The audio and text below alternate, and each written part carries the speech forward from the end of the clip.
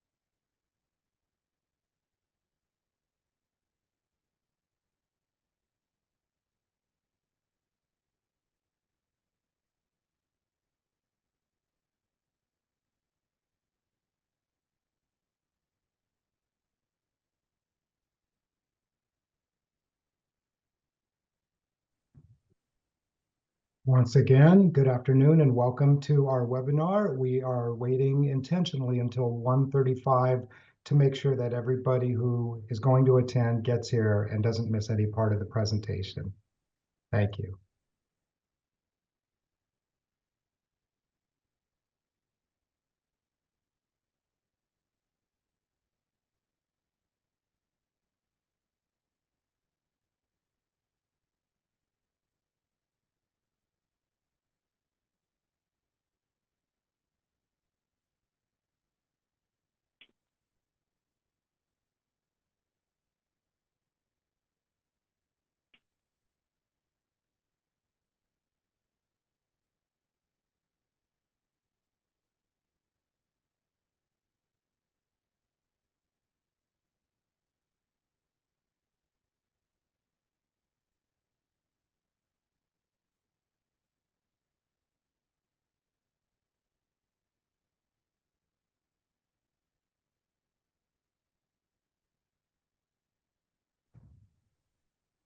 I see a few more have joined. So once again, welcome to our webinar. We'll be starting at 1:35 promptly to allow people enough time to get in.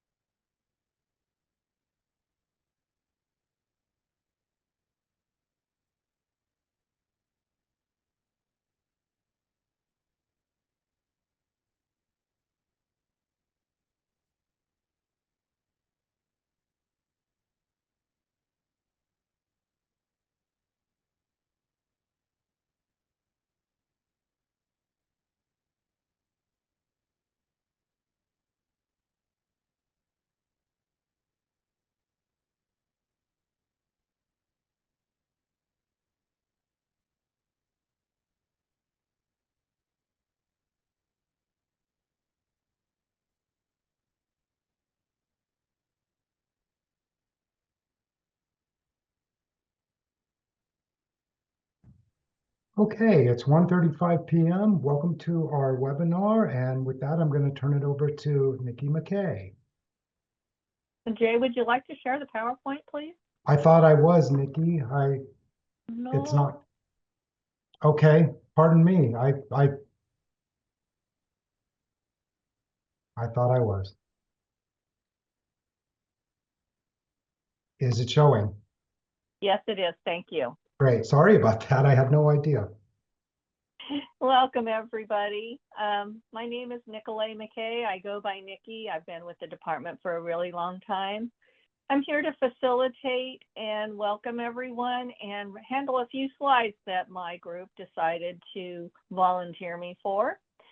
So I'm really glad to be here with you today. This is the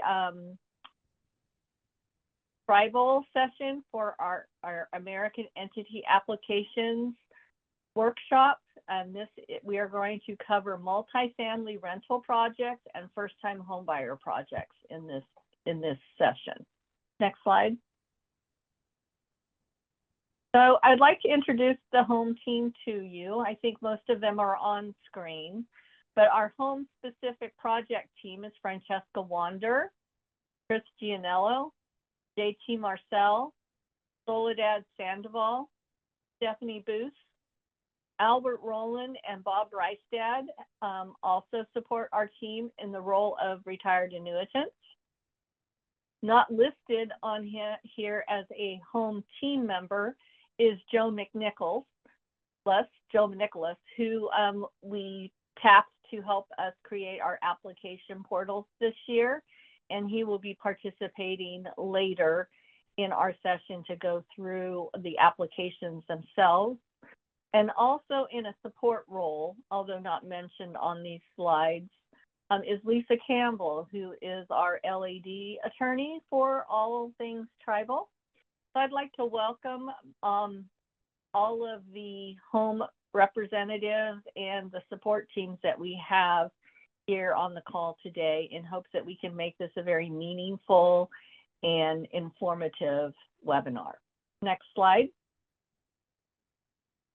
I don't see Mary yet, but I would like to, who is our Tribal Affairs Senior, but I would like to turn the time over to Zachary Ferguson, who's our Tribal Affairs Senior Specialist. And he has been joining these webinars also from our Tribal Liaison team to help us make sure that we address all of our questions appropriately for our tribal partners. Zach? Yeah, thanks so much, Nikki. Good afternoon, everyone. Happy to be here with you. Thanks for taking your time today to learn a little bit more about the home program and specifically the projects component. Like Nikki mentioned, I'm a specialist on our tribal affairs team here at HCD. So our job is to kind of facilitate between tribes and anyone outside of the department and all of our programs and policymakers here internally.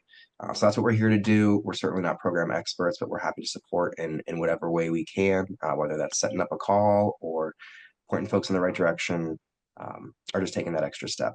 And so I want to thank the home team for letting us be here today and for all the work that they've put into these presentations they're doing specifically for our Native American entities and applicants. And I look forward to all of us learning a little bit more about the projects component of the home program today. Thanks so much, Nikki. Back to you. Next slide, please. So for consistency and transparency, we would like you all to submit your questions about today's webinar to the Q&A portion of the slide of the Q&A link in the Zoom presentation. And if you have additional questions that you would like to have answered, or you would like to schedule any type of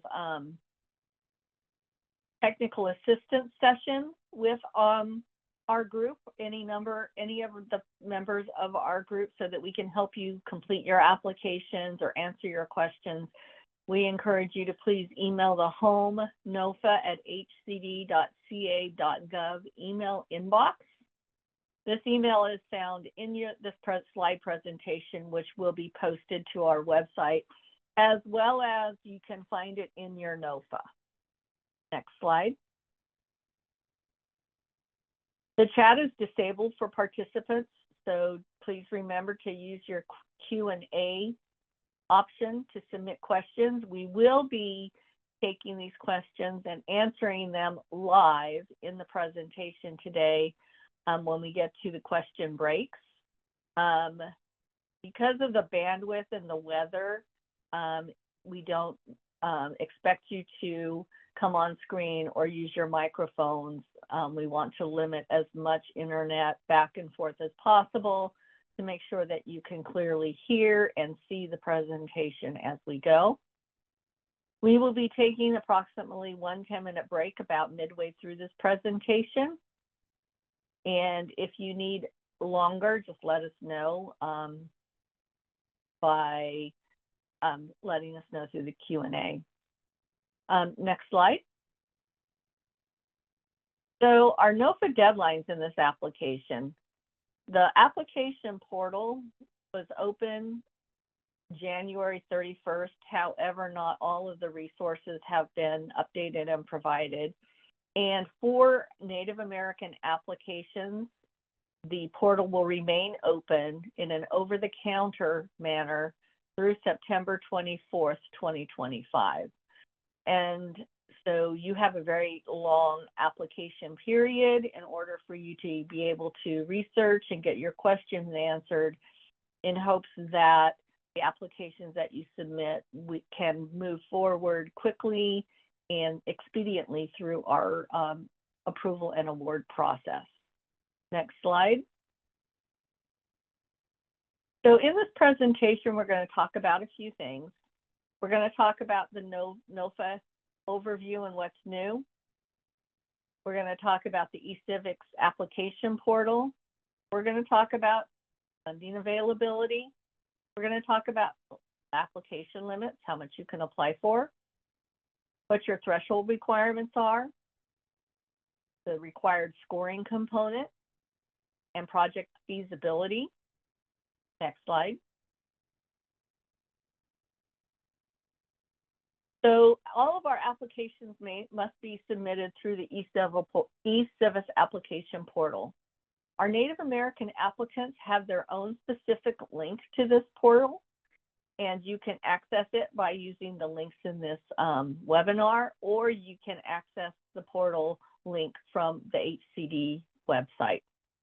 I want to remind you that this is an over-the-counter NOFA for our Native American applicants, and that means that basically you can solicit help at any point in time during your application process. You don't have to submit it before you can ask questions. You can ask questions during your application process. Once you've submitted it, we will have staff assigned to help you get your application up to a complete application. And then our awards are first come, first serve. So basically what that means is,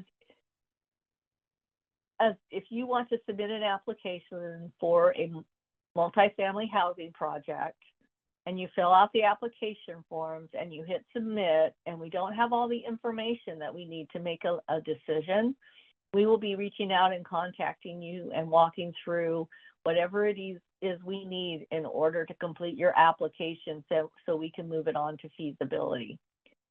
If there are more than one application in the portal, that means we'll be doing that with several different applicants at a time. So whoever's application finishes first or gets through the process first will then move forward to an award recommendation through ILC.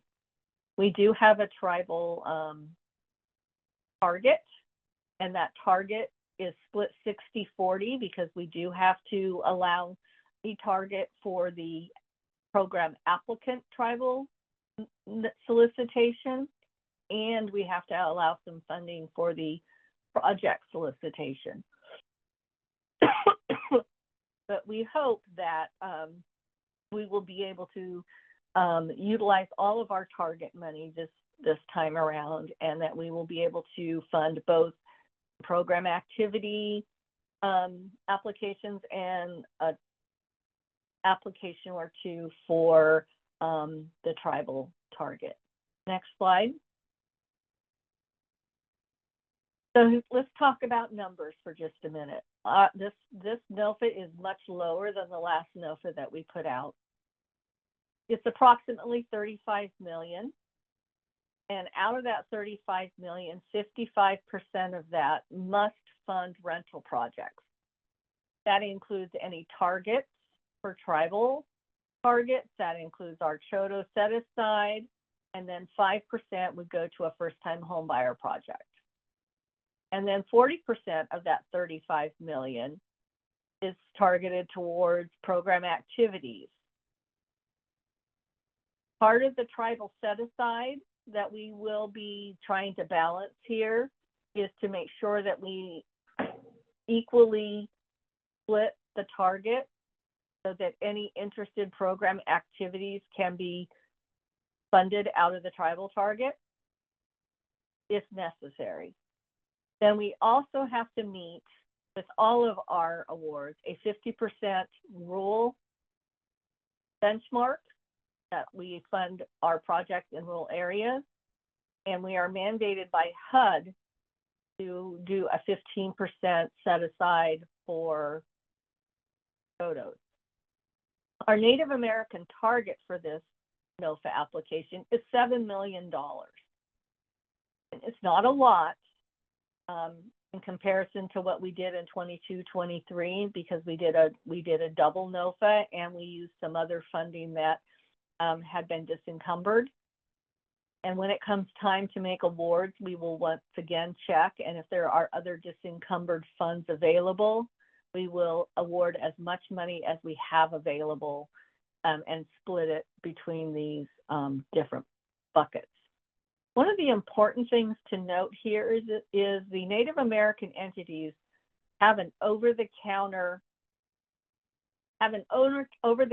application process, whereas the competitive NOFA, their applications are due in May of 2025. And so we will try to do the best we can to ensure that all of the funding is awarded and that it is appropriately awarded to the targets that we set aside. If we do not have sufficient applications from our Native American entities, the 20% set aside of $7 million that is unused will then be used to fund whatever projects that we can on the competitive side. Next slide.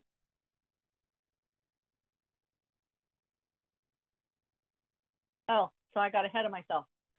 You already know that this is an over-the-counter process. And this is really, really a good move, I feel, that we have made for our Native American applicants, because our forms are technical and because our program is harder than some of the other programs that HCD provides funding for. And giving you access to technical assistance before, during, and after you submit your application should enable you to reach the finish line faster and be successful at getting an award done quicker. Next slide.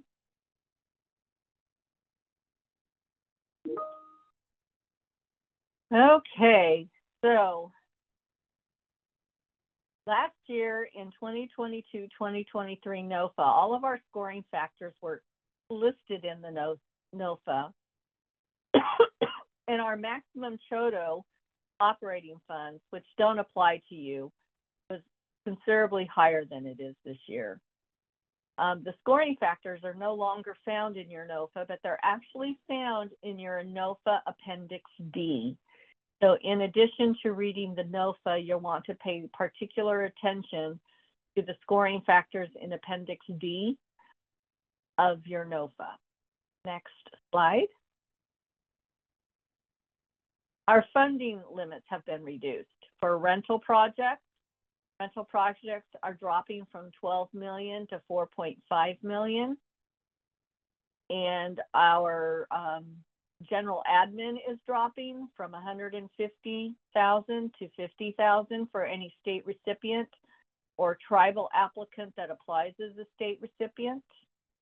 And project-related soft costs, sometimes we call it activity delivery. This goes also to the state recipient, has also dropped to 50,000. Next slide. Also, monitoring fees have changed. And so you see a comparison between the monitoring fees that were in the 2023 NOFA and the difference for the number of units in the 2024 NOFA. The reason why these monitoring fees change from year to year is there's a 3% accelerator on these monitoring fees. These monitoring fees are charged to the rental housing projects that are successful in receiving an award and build rental projects. Next slide. So to meet the definition of an eligible jurisdiction, applicants must meet the following criteria. They need to propose projects or programs that are located or carried out in the applicant's defined service area. Generally, this will be within the applicant's city limits, a county's unincorporated area, or an Indian reservation, rancheria, or service area of a tribally designated housing agency. Next slide. There's some definitions here. There's a definition for Native American entity, and I know our definitions are slightly in flux, and they tend to keep morphing just a little bit from NOFA to NOFA, but for this NOFA, our tribal partners, we will refer to them as a Native American entity, which means an Indian tribe or a tribally designated housing entity. That is any of the following: an applicant that meets the definition of an Indian tribe of the U.S. Constitution, an applicant that meets the definition of a tribally designated housing entity under the U.S. Constitution, or if the applicant is not federally recognized, is a tribe as identified in,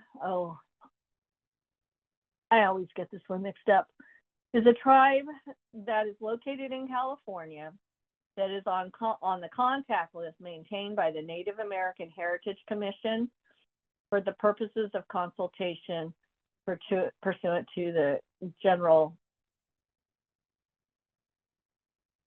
I don't know what that means, DC section, I wish sometimes we spelled things out, and has formed and controls a special purpose entity. I know that's a lot of difficult language and a lot of citations, but basically for non-federally recognized tribes, you can be a developer and apply as a developer as long as you form and control a special purpose entity. That's just my way of cutting to the chase and telling you like it is. There's probably a little bit more nuance to it than the way I've explained it, but that's the down and dirty kind of explanation for you. Next slide. So we have split our Native American entity definitions into federally recognized tribe, which we went over in the slide before, and we also refer to our Native American entities that are non-federally recognized tribes, where we just split the definition. And so if there's any confusion, and I don't think there would be with this group, and if there's any confusion on which definition you fall into, please reach out to us. Let us help figure out where you fall so that we can make sure that you plan your application for the activity in a way that it can be funded and awarded. Next slide. Then we have a definition for Native American land. And we did this because we created this definition because cities and counties have boundaries that are very, very easy to identify and utilize because they're lines on a map. But for our Native American partners, we know that just your trust land isn't necessarily the only place that you do business or the only place that your beneficiaries would reside. So we've kind of expanded the definition for Native American land to be the following.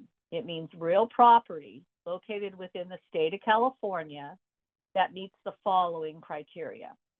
1, is trust land for which the United States holds the title to the tract or interest in trust for the benefit of one or more tribes or individual Indians, or is restricted Indian land for which one or more tribes or individual Indians hold fee title to the tract or interest, that can alienate or encumber it only with the approval of the United States. And the land may be leased for housing, development, and residential purposes under the federal law. And so that's, anything that the Bureau of Indian Affairs needs to approve.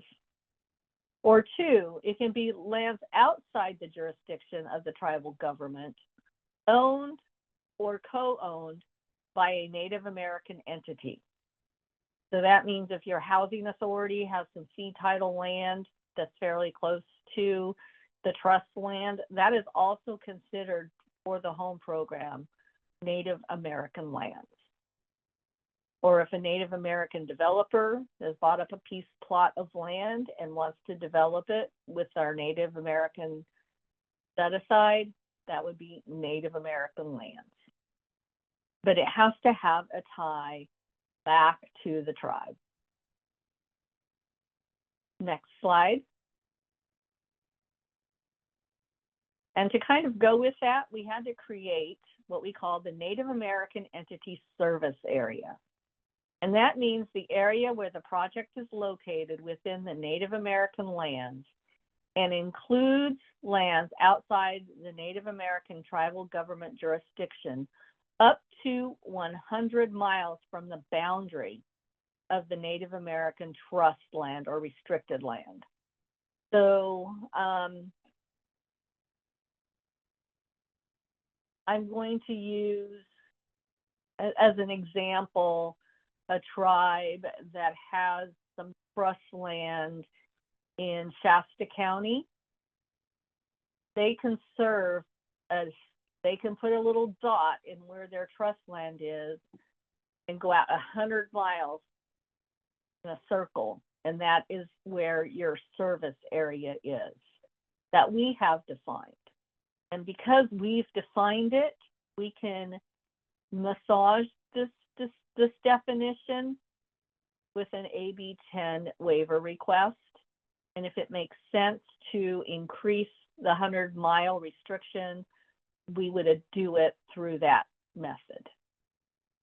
Next slide. The Native American entities that are federally recognized tribes, the ones that generally have trust land, but not always, they can apply as a state recipient, which basically means you take on a lot of the roles and responsibilities that the department would normally do when we award funding to a developer. So basically, you would have to find the developer, and then you and the developer would present the project. It's a lot of work. It takes a lot of technical experience and expertise. Or you can apply as just the developer, and then the state and the state continues to oversee that project without the state recipient as an intermediary. My recommendation, until our Native American applicants feel confident and comfortable with the state home regs and the federal home regs, is to apply as a developer. And then once they become very, very familiar with the roles and responsibilities of what the state has to do to oversee a developer project, then branching out into that arena. That way, it gives you an opportunity to learn in smaller steps and build some capacity at your local level. However, it's not up to me. It's up to you, the applicant, how you want to apply. Next slide. A Native American entity non-federally recognized tribe can only apply for home funding as a developer, and that developer must create a special purpose entity, which is a legal entity or a combination of entities that will have continuing control of the home project in compliance with the Uniform Multifamily Regulations. And the citation here is 25 CCR 8313.2. And so it's not just the state home regs that apply here in home. We also have the UMRs, which are the Uniform Multifamily Regulations, the state home regulations, and the federal home regulations. So you might want to get familiar with this requirement for a special purpose entity if you are a non-federally recognized tribe and you want to create a special purpose entity. Next slide. So back in 2019, the AB 1010 was passed, which provides a tool for our Native American applicants to request waivers to statutory or regulatory requirements of the state home regulations, the state UMRs. So these requests and modification waivers must be requested in advance. If you are contemplating an application, I recommend getting with some folks here at HCD and talking about your project, what you want to accomplish, what you want to do, what you feel are barriers in your way of accomplishing that for your project, and then let us help you determine whether or not an AB 1010 waiver request is what will help you, because if it's a federal regulation, our hands are tied. But there are lots of instances where sometimes we don't need a waiver request. Maybe it's just something in our procedures that we could tweak just a little bit. But for anything that becomes a roadblock for you that is embedded in our state and regulations and our state statutes for home and the Uniform Multifamily Regulations, would like to try and address for you. And I know that's a lot of words, and I know that that's a lot of information. So again, my mantra is call us, email us, ask as many questions as you need, ask the same question as many times as you need to, so that we can make sure that we provide you the technical assistance necessary for you to be successful. Next slide.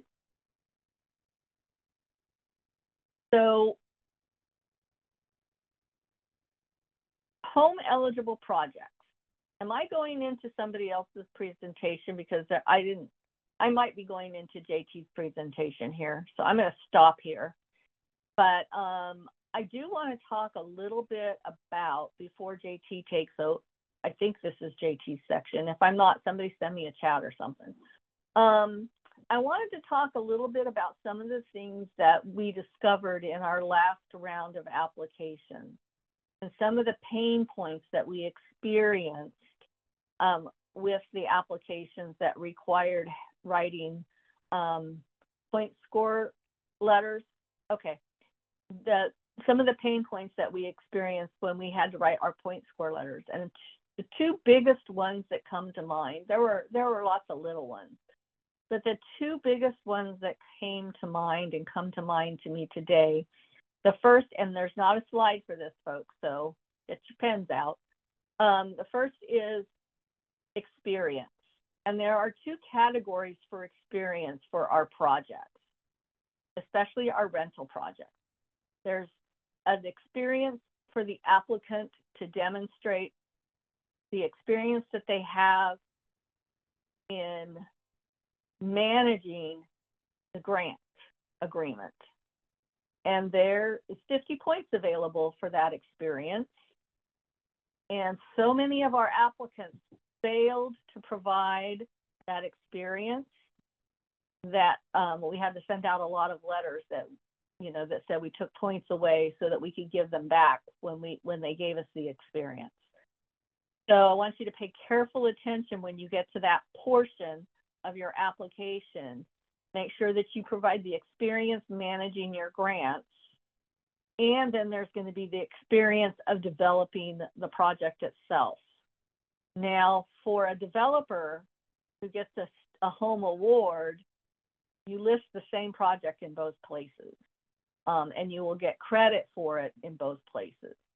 But if you leave it off, we're going to have some very clear instructions in our application this year that will hopefully guide you better to provide that experience. The second place that we really, really struggled with was when it came to local zoning approval. And we created, a few years ago, we had created a form and told you just to fill out this form and have the local building approval, fill it out and sign it and send it back in, but it doesn't give us all the information that we need. So, and then a lot of times the way the local building officials completed the form, it was incomplete, didn't provide us with the information that we were looking for. So we are bulking up and adding more clarity to what we're looking for. We need to be able to see that you have those local approvals in hand and how you got them. And so just keep in mind when you get to those, check in with us, ask us, what are we looking for if you can't seem to figure out our instructions. But those were two of the very biggest issues that we had. And it resulted in having to write a lot of point score letters, which delays our process of being able to move through feasibility and get to our awards. So the less point scores we have to change and then go through an appeal process with, the better. And my hopes is that this next round will cut that work in half or more. So there's my little spiel about what wasn't on the slide. So our home eligible projects, they must be areas listed as a state home eligible area. And there's an Appendix A in the NOFA that tells you all of the communities that the state home funds can be spent in. It includes your reservation land and any areas outside your reservation land that are identified, or your trust land that is identified in the Appendix A. So if your trust land is in an area that is not state home eligible, then we can't help you just outside, because that is another participating jurisdiction's responsibility. So you're going to want to look at that appendix really carefully. But remember, 100 miles is a long way. And if it makes sense, look for something that would fit into your service area. So you can, as Native American entities, you can apply for rental multifamily new construction projects. We're looking for 5 or more units. You can do rental projects that are 5 or more units and do rehabilitation with or without acquisition. You can actually, for the first time this year, if you want to buy a multifamily housing project and convert it into an affordable housing project, you can buy an existing building so long as it passes our property standards. You can also do first-time homebuyer projects. And a first-time homebuyer project is building single-family homes to sell to eligible beneficiaries. Next slide. So now we'll talk about your combination. So if you're going to apply as a state recipient, you can apply for one rental project and one first-time homebuyer project. or you can apply for one rental project and any combination of eligible program activities. And we went through those last week in a webinar. And that webinar will be posted. So if you need to review that webinar, it will be available to you. Or you can do one first-time homebuyer project and any combination of eligible program activities. That's if you want to be a state recipient. Remember, by taking on the role as a state recipient, there's a lot that HCD does that will be expected of you to do instead of us. And so, although we are going to have technical assistance, the responsibility is more deep and more intense than what you would experience as if you applied as a developer. Next slide. I'm going to skip the CHOTOS because CHOTOS doesn't apply to you, and the developer can have one rental rehabilitation project with or without acquisition, or one rental new construction project with or without acquisition. First-time homebuyer projects are only eligible if you act as a state recipient. Next slide. So your application amount limits, and I know that they're lower, and I know costs are going up, which then requires you to have to compete for funding in other arenas. But a rental new construction project, you can apply for up to $4.5 million. Rental rehab with or without acquisition, $4.5 million. Rental acquisition only is $4.5 million. And a first-time homebuyer project is $2 million. Next slide. If you apply as a developer, none of the funding on this slide applies to you. If you apply as a state recipient, you can get $100,000 more, $50,000 for general administration dollars, and $50,000 to help you with your project-related soft costs. That's reviewing things, processing draws, doing all the things that we would do that you're going to do for us. Next slide. Okay, we're to questions. And I don't see any questions in the question portal. So should I give everybody a minute if they want to ask any questions, and then we'll move on? I'm going to give you 1 minute.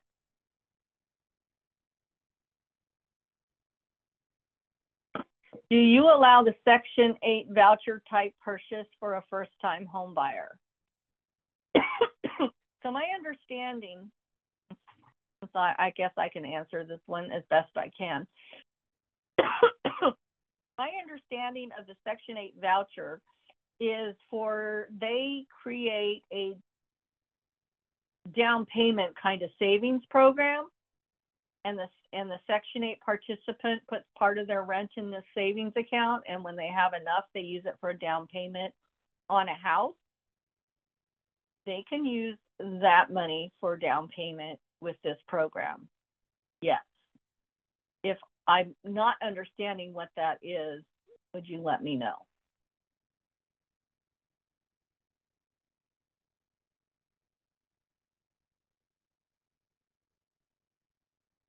A thumbs up if I answered you or something?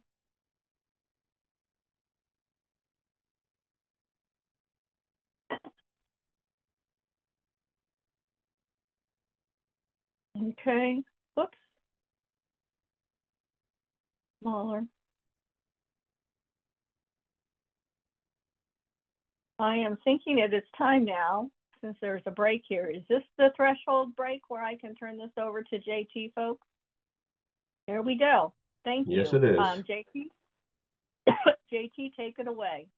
Thank you, Nikki. Go ahead and move up. Next one there. As previously mentioned, our application is due by way of eCivis September 24th, 25. You've got 8 months basically to get this thing put together and submitted. Eligible applicants are Native American entities as either a state recipient or developer, as previously mentioned by Nikki. Cities and counties on the NOFA Appendix A as state recipients. Developers cannot apply for first-time home buyer projects. And CHODOs, which don't apply to you folks. So we'll pass on that one. Next, Jay.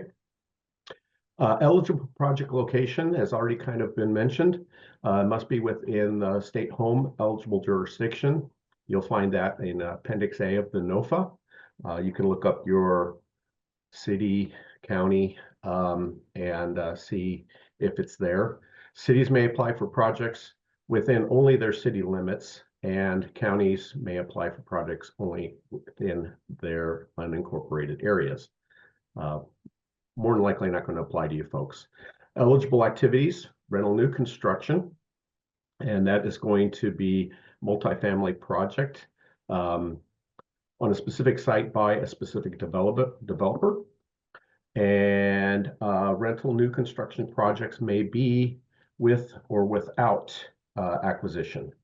Note, transitional housing is not allowed. Okay, next, Jake. See which slide are we on now? I'm getting a little confused. Eligible activities are rental rehab. These are going to be kind of think hotels that could be converted to, you know, probably a studio type setup. So those ones can be used for that. And rental acquisition only. Project. This is a multifamily rental project that meets all home requirements, including property standards. And again, a note here is transitional housing is not allowed. Next slide, Jake. Eligible activities continuing is first-time homebuyer project. Construction financing must include the following: new construction to develop homes on a specific site. 100% of the home investment must roll over to permanent financing to eligible first-time home buyers. And again, developers are not eligible for this activity unless applying to do so as an HCD certified CHODO, which again does not apply to you folks as Native American entities. Our application must include market study. This is for all applicants. Appraisal, phase 1, phase 2, if the phase 1 calls for a phase 2, that's only new construction. Physical needs assessments, and that only applies to rehab projects, as well as lead-based paint and mold and asbestos. Those are rehab acquisition only. And market comparables for first-time home buyer. Next, Jake.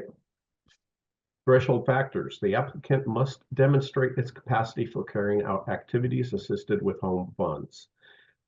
This one kind of, this was a problem this last go around. And maybe we weren't quite clear enough. What we're actually looking for here is that an entity or an applicant has the ability, or I shouldn't say ability, more so the experience in dealing with federal funds type projects. Applicant site control must be documented, and this has also been one that's been kind of a sticking point. We need to make sure that the applicant has the ability to have site control. Cities, counties, local public housing authorities, and certain tribal entities must provide documentation satisfactory to the department that they comply with the federal single audit submittal requirements. Not all tribals will have a single audit necessary, but more than likely, if an entity has received federal funds, they are to be reporting on their single audit. Next, Jay. There must be no pending litigation for the project. Applicants and any member of its program or project team must not be on the list of federally debarred contractors, and applicant must have no unresolved audit findings. Audit findings that we're talking about here are with the single audit. So that would be if the single audit calls out a finding, we then need to find out, or we need to pursue further and find out how that finding has been resolved. Next, Jay. Trust land site control. Long-term ground lease must meet the requirements of our reg for rental to low-income families in accordance with 24 CRF. Tribal land site control must be evidenced by a title status report or an attorney's opinion regarding chain of title and current title status. Next slide. Site control, important. When applying for project activities, the applicant, not the ultimate borrower, must demonstrate documented site control of the project at the time of application. This is very important, at the time of application. Next, Jake. Property must be held in fee simple or leasehold. A long-term ground lease must meet requirements of 25 CCR for low-income families in accordance with 24 CRF. Documents to provide for this: grant deed, purchase or lease agreements, option agreements, disposition and development agreements, exclusive right to negotiate, conditional contracts. Next, Jake. There are 5 acceptable forms of site control that avoid choice limiting NEPA problems.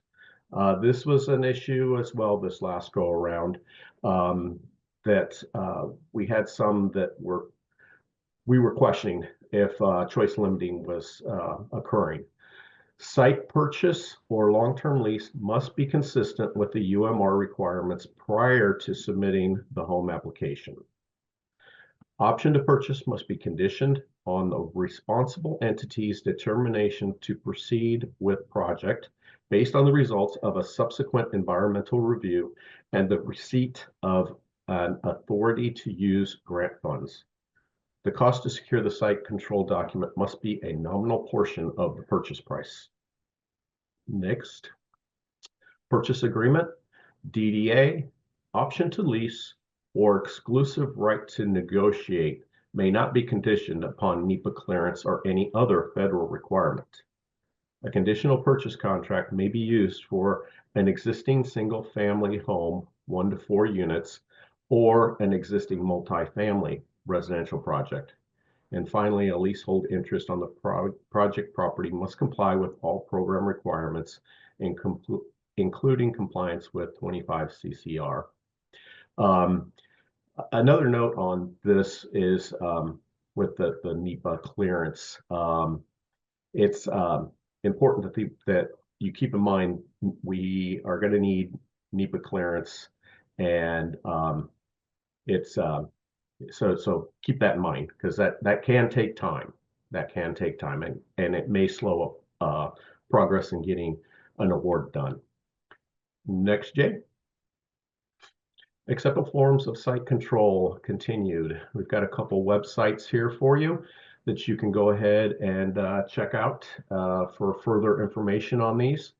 I'll let that sit there for a second, and if you want to do a snip, you can do so, or I believe we'll be providing the slide PowerPoint. If not, I know that this is being recorded, so you can always come back and check it out. We're providing both, yeah. Okay, great. Thanks, Jay. Okay, next slide. I think it's the last slide too. Yep, it sure is. Heading off to scoring now. I will pass it off to Soledad Sandoval, one of our other reps in the home program. Take it away, Soledad. Hey, hello, my name is Soledad Sandoval. I'm one of the reps here in the home program for the project side. And I will be providing an overview of each scoring category and the points that they may be awarded for each category. Next slide. So these are our scoring categories: the housing element, formula reallocation, rural area, capacity, community, project feasibility, project readiness, and state objectives. In the all total, it's possible to earn up to 1,550 points is your score within each category. The minimum score requirement to earn an award is 930 points. Next slide, please. The housing element is worth 50 points. However, Native American entities are exempt from this requirement and will receive the full points. Next slide, please. Excuse me, I have something in my throat. Formula reallocation, Native American entities are not eligible for these points, so unfortunately will not be receiving any of these. The rural area, if the project is located in a rural area, you will receive 50 points. Activities proposed in a rural community, including tribal land, shall receive the full points. No points awarded for non-rural applicants. Please note the rural determination worksheet and certification for the Home NOFA, or the Home 2024 NOFA, is part of your eCivis application documents. Next slide, please. Capacity points. The total category under capacity is worth up to 450 points. Your prior applicant experience is worth 50 points. The applicant must demonstrate an experience implementing local, state, or federal affordable housing and or community development projects. And we go back 7 years. So any experience listed from January 1st, 2018 to year-to-date 2025 would be counted. Next slide, please. Capacity continue. For Native American entities, experience may include implementation of affordable housing and or community development activities under the NAHASDA program. 10 points each for project completed creating 2 or more units of affordable housing. 10 points awarded for each project completed as defined in the Home Supplement application. And the maximum points for this category is 50 points. Capacity continue. Prior development team experience, it's worth up to 200 points. The development team needs to show project experience developing the same or similar type of subsidized projects. We go back 5 years in this category. So from January 1, 2020 to December 31st, 2024, experience would be counted during this 5 years. Capacity continue. Prior performance up to 200 points in this category. You automatically start with, in this category, it's a little bit different how we score this than the other categories, because you automatically start with 200 points in this category, but points are deducted as items or documents are not submitted or deadlines are missed. And the 4 categories that under which you may lose points are project reporting deadlines, if you have not followed them strictly, applicant reporting, material representation, and monitoring non-compliance. Our look back period is back to January 1st, 2020 to December 31, 2024. And we're going to be going through each of these 4 items just a little briefly here in the following slides. Jay, next slide. Prior performance. So project reporting deadlines. Any home project contract awarded that failed to meet project deadlines will be deducted points. Permanent financing deadline. There's a permanent financing deadline. There's a project setup deadline. There's a construction loan closing deadline. There's a project completion deadline. And there's expenditure deadline. All of and then again, our look back period for prior projects goes back to January 1st, 2020 until December 31st, 2024. I don't believe this particular category will affect your particular project, because we have one project that's been awarded. But again, please, all of these deadlines are spelled out in your standard agreement, so we do request that you follow them. because we don't want you to lose any points whatsoever. Thank you. Next slide, please. Applicant report, prior performance. I'm sorry, I lost my place a little bit. Applicant reporting home projects that fail to submit the following reports will have up to 50 points deducted. Monthly reports, which are due on the 10th of the following month for every month once you have been awarded. Annual reports, quarterly program income reports, those are due quarterly, and then project completion reports. Once your project is completed, we do request a project completion report. Again, our look back period is the same, January 1st, 2020 to December 31st, 2024. Next slide, please. Capacity continue for prior performance, material misrepresentation. Any omissions or misrepresentation made by an applicant that could jeopardize the department from funding a project or place the department at risk of a HUD monitoring finding shall have a 2,000 point deduction.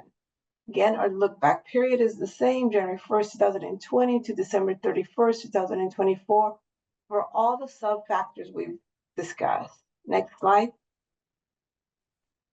Prior performance continue monitoring non-compliance. There are two non-compliance categories. One is monitoring, which can have an up to 100 point loss if any applicant has failed to remedy any home monitoring findings or concerns, Late reports.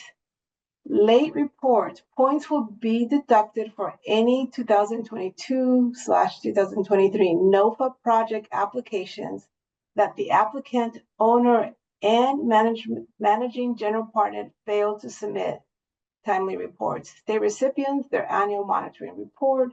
If you were classified as state recipient, it would be either it would be not either, but it would be annual monitoring report or annual report would be applicable to you. Developers, the annual operating budget and the annual report would be applicable to you. Same look back period, January 1st, 2020 to December 31st, 2024. Next slide, please. Community need and project feasibility. This is a maximum of 450 points. Community need up to 250 points will be awarded by activity type based on the date in Appendix C found on the Home NOFA webpage. And we provided a link for you. In the following slides, we'll have a little snippet of what these look like, what this appendix looks like. The second is project feasibility, which is worth up to 200 points. Part of your application packet is a self-evaluation worksheet, which by itself is worth 150 points. We've run into applicants that do not complete this application. It's just simply your self-evaluation, your self-scoring. It is a lot of points to lose for not completing it. All we ask is you complete it and you will be awarded the points. Second category is the highest percentage of home assisted units is 50 points. So essentially the number of home units versus the number of total units in your project, you receive points based on the percentage. Okay, so next slide, please. This is what your Appendix C looks like for rental new construction in our website. Next slide. And it's all based on jurisdiction. You look up based on your jurisdiction, whether it's city or county, and you will have on the graded area, you will have your total award points for that jurisdiction. This is Appendix C based on for a rehab project. Appendix C for FTH for first-time home buyers, which we abbreviate to FTHB, and so is the next one. And again, you look based on your jurisdiction. Okay, next slide, please. Okay, your project readiness category. So this is a summary of the documentation that is part of the project development plan and will be referred to as PDP in the following slides and also on the NOFA and in the supplement. Okay, this is part of the readiness scoring category. In each factor receives certain points. Please note that each type of project, whether it's a rental, new construction, rental rehab, rental acquisition only project, or first-time home buyers, has its own list of requirements, and each individual factor is scored slightly different depending on the project. However, the total points that may be awarded for this section is 300, regardless of what project type you're applying for. Next slide, please. So for your project, oh, sorry, did I miss new construction? I'm sorry, can you go back to the last slide? Because this is the new construction slide, and this is our base. Most of our applicants submit a new construction, and these are the documentation that you will be required to complete: market study, property appraisal, phase 1, 2 if required, call for on phase 1, floodplain analysis, the preliminary construction cost, the zoning, your relocation for general information notice, and relocation plan if there's any relocation on the required for the project, your local governmental approvals, water and sewer accessibility, your permanent financing commitments, and your design process. These are the factors for your new construction, your rental new construction. Okay, now we can go to the next slide, please. Okay, these are the factors for your rehab project. I'm not going to read them all. I'm only going to mention two or three. For a rehab project, you will be required to provide lead and mold and asbestos reports, and you will, and also I would like, and the physical assessment. Those are two items that are not required for your new construction, rental new construction, but will be required for your rehab project. I would also like to note that the relocation plan points for this are quite higher than for your rental new construction. So please review not just the items needed if you have a rehab project, but the points associated with each item. Next slide, please. Okay, new to us and new in this NOFA is the ability to apply for a rental acquisition only projects. And here's a list for that. I would like for you to note on this that for this project, we require property standard certification. In the form, that form can be found in the home rental project supplement application. And please note, that form is not required to be completed for any other project. It is only for rental acquisition only project. And also, I want to bring to your attention the points. The scoring on these points is slightly different than the scoring on any of the other projects, even though it's the same documentation we're requiring. Next slide, please. Okay, first-time home buyer projects. This is projects for individual homes that your homeowners will be applying for. Home buyer project or first-time home buyers, as we typically refer to it here. Again, all the same items that we want, different scoring. With different scores, please note the floodplain analysis is worth much more on for your first endpoints for your first-time homebuyer projects than it is for the others. Okay, next slide, please. Your state objectives.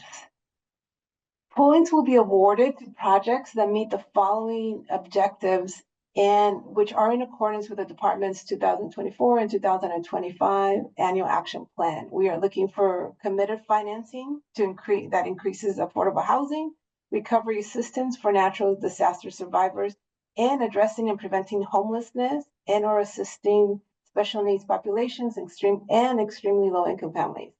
This whole category is worth up to 200 points, and each sub-factor within the category has a different point allocated to them. Next slide. Thank you. Committed financing. You may earn up to 100 points in this committed financing under your state objective, and applicants will be scored based on the percentage of non-home permanent financing committed to the project by the time of the application. 10 points will be awarded for each 10% increment. For projects anticipating applying for any type of tax credit, a future tax credit award will not be considered as committed financing and will not be eligible for these points. However, and please note, this is different than previous NOFAs, not last one, but previous NOFAs. If the applicant has 50% of its non-home permanent financing committed to the project by the application due date and intends to also apply for tax credits in the future, the application will receive up to 50 points possible out of the 100 points. Okay. Next slide, please. Recovery assistance for natural disaster survivors, which is state objectives continue. Recovery assistance for natural disaster survivors. There is 4 categories that you may earn points on this. If your project is located in a state declared disaster area directly impacted by the Borel fires, please excuse me if I mispronounce that. Please look up the website. They will provide that notice will provide you quite a bit of information, and if you do qualify for that.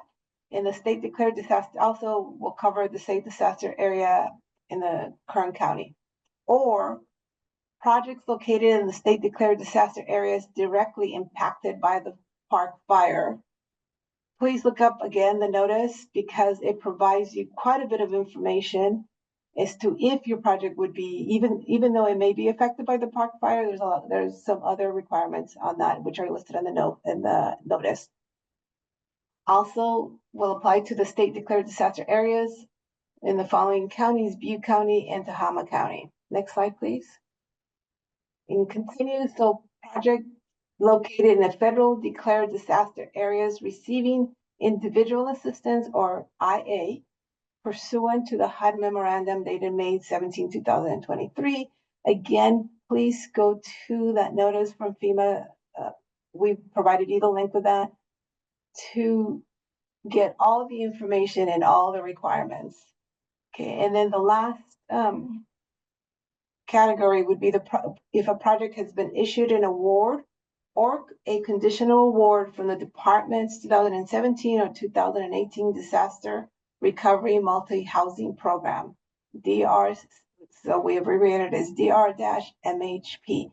If you have an award from them, then you would be able to be awarded the 30 points. Next slide, please.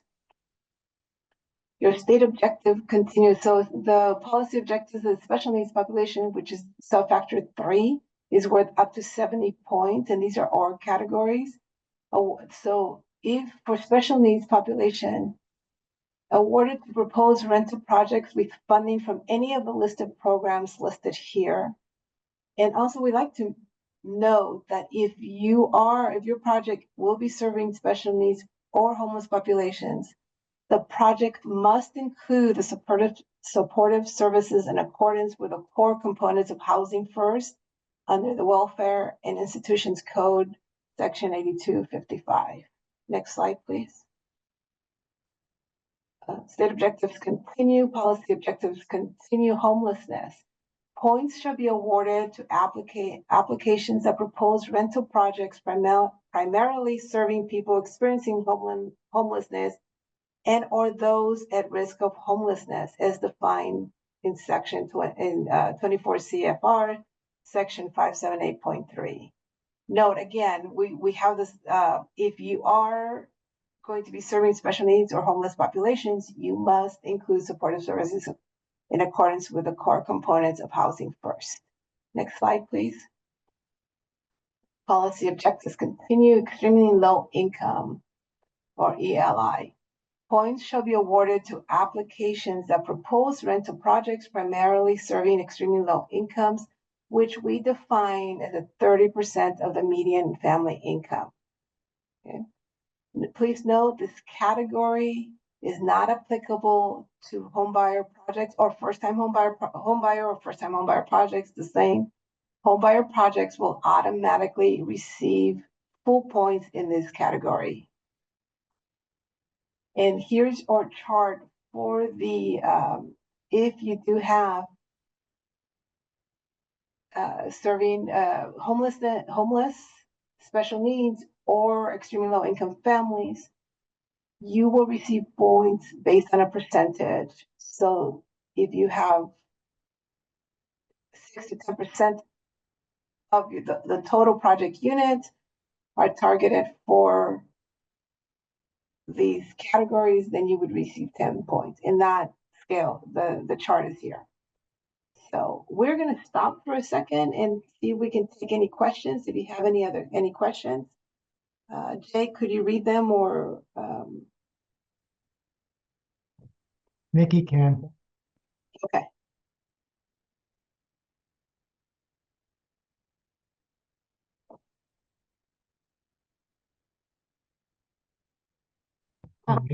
Nikki, you're on mute if you don't know.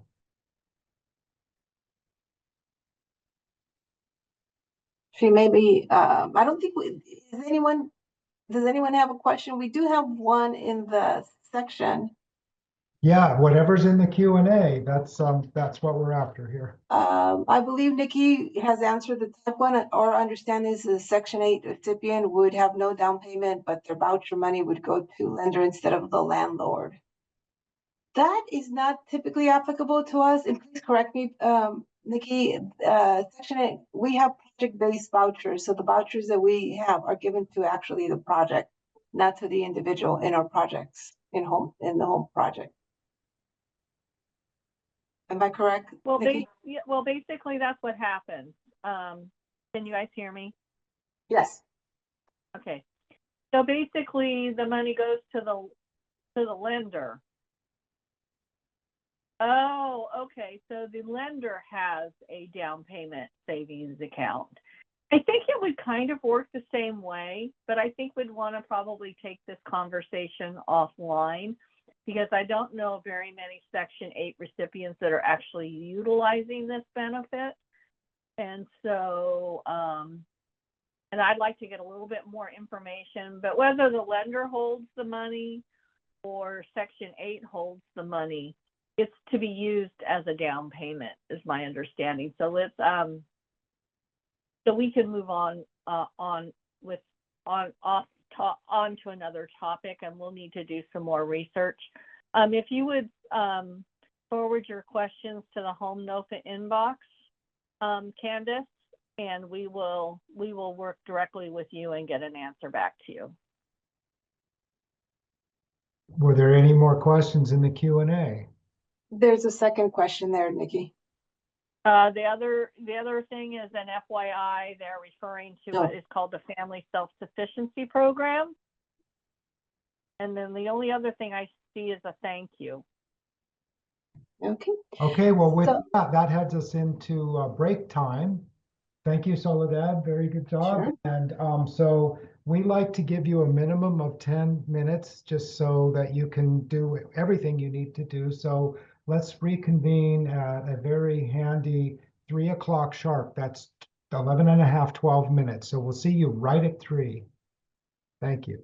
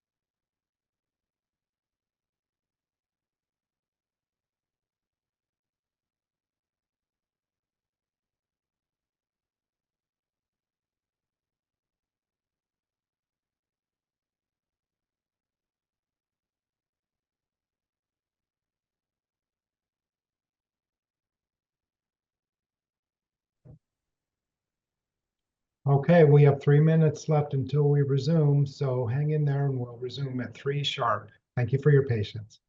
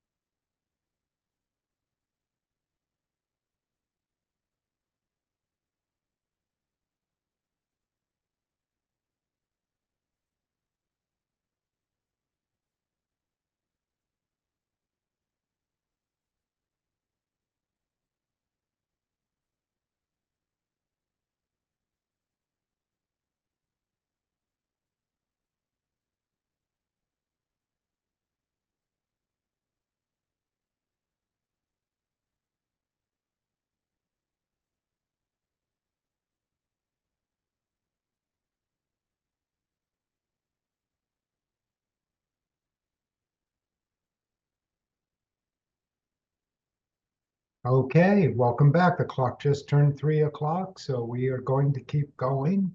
And I think somebody's going to do an introduction.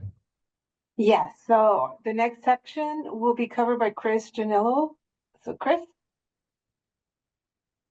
Thank you, Soledad. Thank you for your scoring presentation. Good afternoon, everyone. I hope everyone is recharged. I will be talking about scoring, but as it pertains to the information and documentation. Next slide, please. So for new this year, the scoring factors, as it was mentioned earlier, are in NOFA Appendix D instead of the body of the NOFA. The rental supplement also has been updated and includes both applicant and developer experience. You can find the Appendix D at our HCD website under the Home Investment Partnerships Program Notice of Funding section and the eCivic Solicitation Files tab. You will find the home rental supplement in the eCivic Solicitations Files tab shortly. Next slide, please. I'm sorry, Chris, I got a slide ahead of you. My bad. Okay, so with project readiness, the maximum points is 300 points. You have to start with the updated home rental supplement document.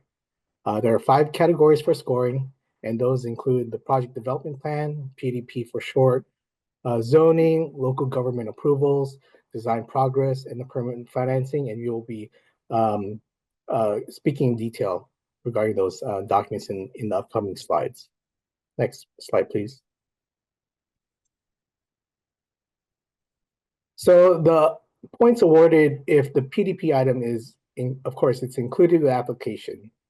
It must be recent, so the shelf life varies. So we'll talk about that in the upcoming slides. It must meet basic requirements, which includes the correct standard, and it must be prepared by a qualified person. And this applies to the rental new construction and your rehabilitation products. For can you go back one more? Go back one slide. So for the basic standards, for example, phase 1 and phase 2 have specific standards for completion. Qualified preparers are needed for example, an appraisal, phase 1, phase 2, market study, and the flood cert. Next slide, please. So the PDP items include a market study, appraisal, phase 1, 2, if the phase 1 calls for it, a VES, and that's for rental new construction, floodplain analysis, LBP, which is your lead-based paint report, asbestos report, and mold report, that's for rehabilitation only, your construction cost estimate, and that's for rental new construction, your scope of work and your cost estimate, and that's for rehabilitation only, your physical needs assessment, or P&A for short, that's for also rehabilitation, and your relocation. Next slide, please. The market study. So again, shelf life varies. So it must be prepared in 2024. It must meet the TCAC 2024 market study guidelines and ACD requirements. So in addition, there is a link in this PowerPoint that points to the 2024 market study guidelines. Next slide, please. Appraisal must be prepared no earlier than 2024 for scoring points. It's required for all acquisitions, but it's not required if the land is donated. So there should not be any land costs in the development budget, and there should not be a capital contribution. The value of the capital contribution must be supported by the appraisal. Next slide, please. Your phase 1 and your VES, again, must be prepared no earlier than 2023. So we give you 2 years for this, compared to the appraisal and the market study is only 1 year. So your phase 1 VES is prepared no earlier than 2023, must be to the standard of ASTM standard E1527-21. And then a phase 2, if it's required by the phase 1, again, must be prepared no earlier than 2023. And the standard for that is E1903-19. Next slide, please. Your floodplain analysis. So the flood cert is required on all projects, even though the subject property is not in the flood zone. There's an option on the flood cert hazard determination to mark it if it's not in the flood zone. So even though it's not in the flood zone, the flood hazard determination form still needs to be completed. It must be prepared in 2024, must be prepared by flood certification service or other qualified third party. And again, it's required in all projects. Next slide, please.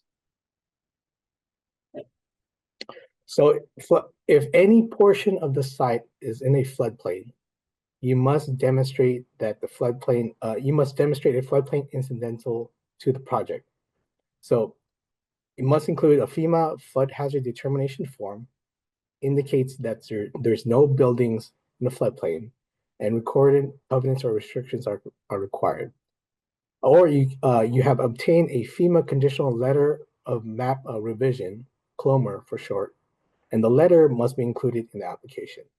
Or you intend to obtain a FEMA conditional letter of map revision, CLOMR, and the narrative in that CLOMR there must be a narrative and explanation of the intent included, and it must be, it's required prior to loan closing.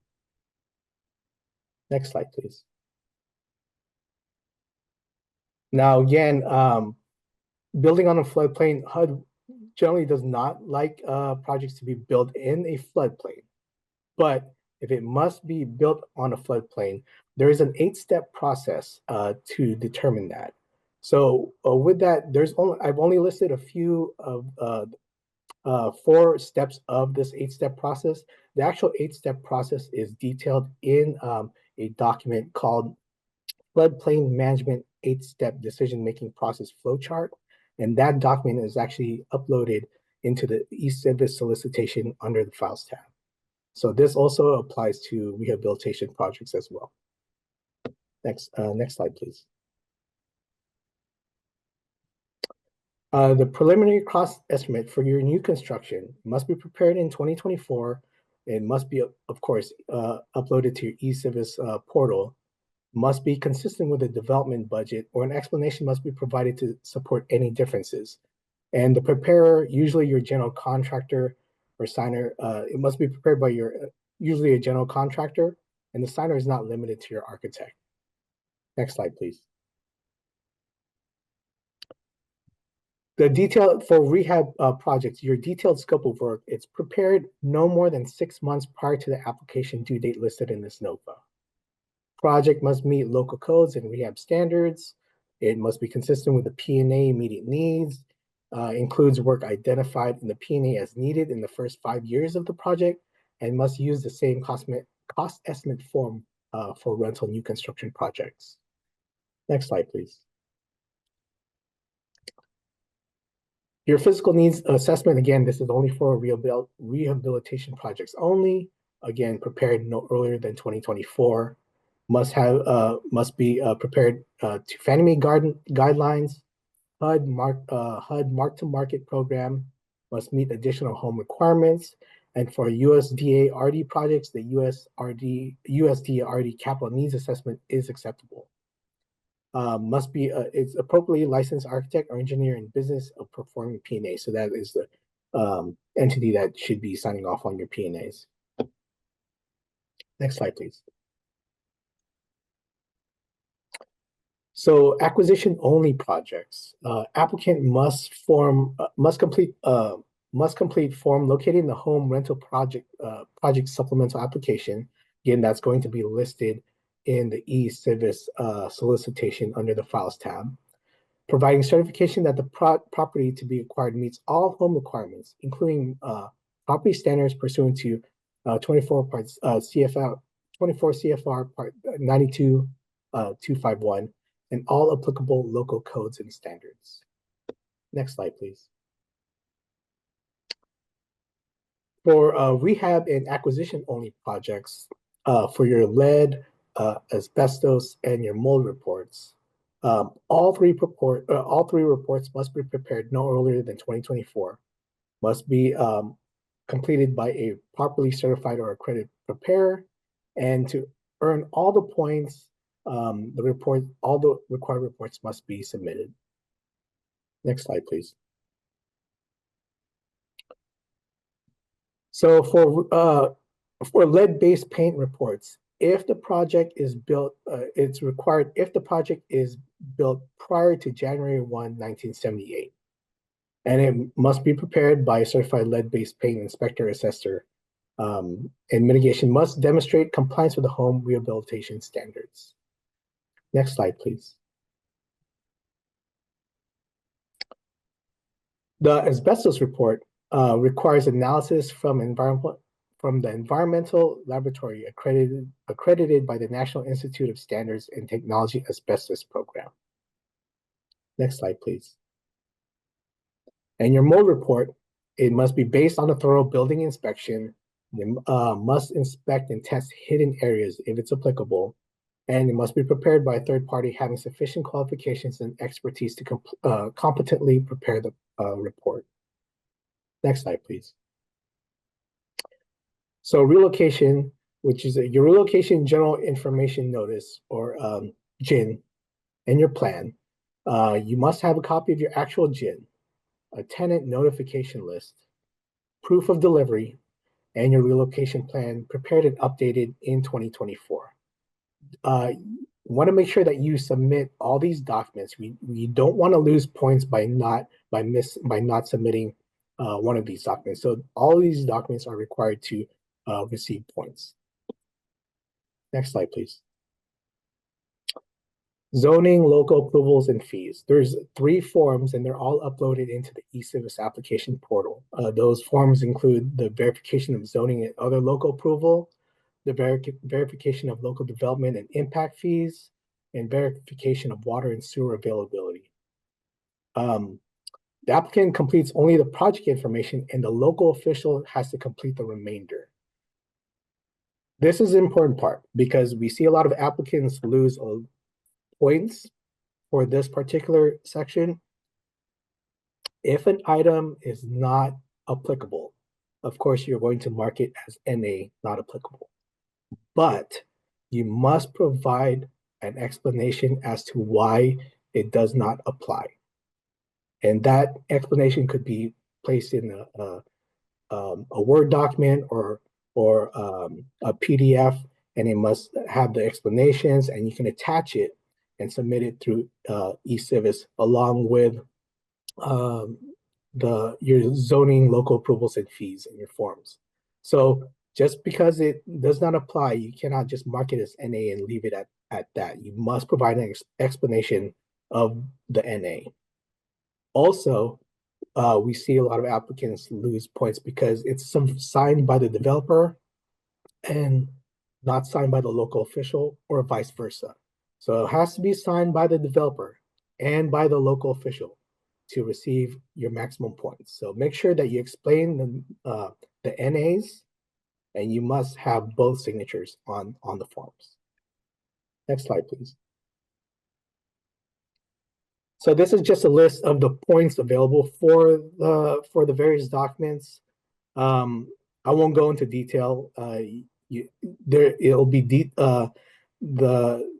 this portion will be in your rental supplement, so you can see which document, how many points you'll receive for each document. But make sure that you explain all the NAs and make sure you have both signatures on these forms to receive maximum points. Don't lose points by not doing those items above. Next slide, please. So your design progress must be executed with the architectural firm. There's a letter from the architect or construction specialist stating the status of plans and specifications.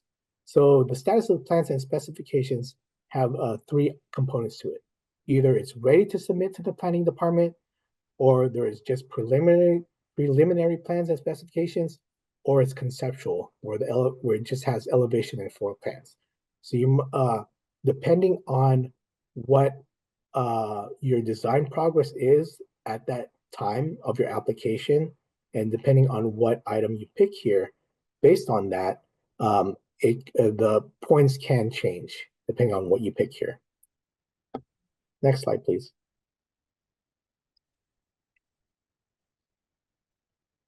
So the points for your permanent financing, the points will be awarded on a sliding scale based on the percentage of committed permanent financing. So this is evidenced by enforceable commitment letters. For rental, there's different point factors for different activities. So your rental new construction, there's depending on the percentage of your committed perm financing, you can range from 0 to 25 points. For rental rehab, it could range from 0 to 35 points. And for rental acquisition, only could range from 0 to 75 points. So make sure that you read the rental supplement for further details, and that will be uploaded into the eCivis solicitation under the Files tab. Next slide, please. So your percent of non-home financing committed, that's max 25 points for new construction, 35 for rehabilitation, and 75 for acquisition only.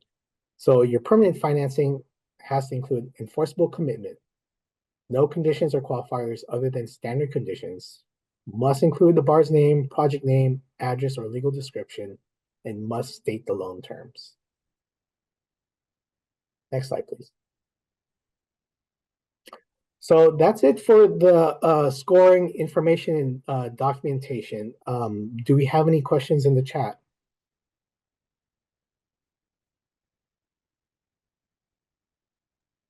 I don't see any, Chris. Oh, hold on a second. Yes. What is the passcode to watch the prior recorded trainings? This is Jay, your host. I have a YouTube video of that webinar by now, so please reach out to homenofa@hcd.ca.gov, and I will see that and I'll send you the link to it. And since by the time we get them uploaded into YouTube, there's no passcode involved. I should add that we are working as we go along to get all 5 of these webinars we do for this NOFA, 2 being tribal, this being the second of the 2, and the other 3 being competitive for state recipients and developers and CHODOs. They're all going to end up being posted on our website after they're uploaded to YouTube and such. But if you request from to homenofa@hcd.ca.gov, I can get you a copy of the PowerPoint slide deck and the YouTube recording as soon as they're available, even before they're posted on our website. Thank you, Jay. So with that, if there's no other questions, then I would like to introduce Francesca Wander, who will discuss the financial feasibility. Yes, hi, thank you, Chris, and thank you everybody who's joining us today on this very stormy day. So yes, I would like to take you through financial feasibility.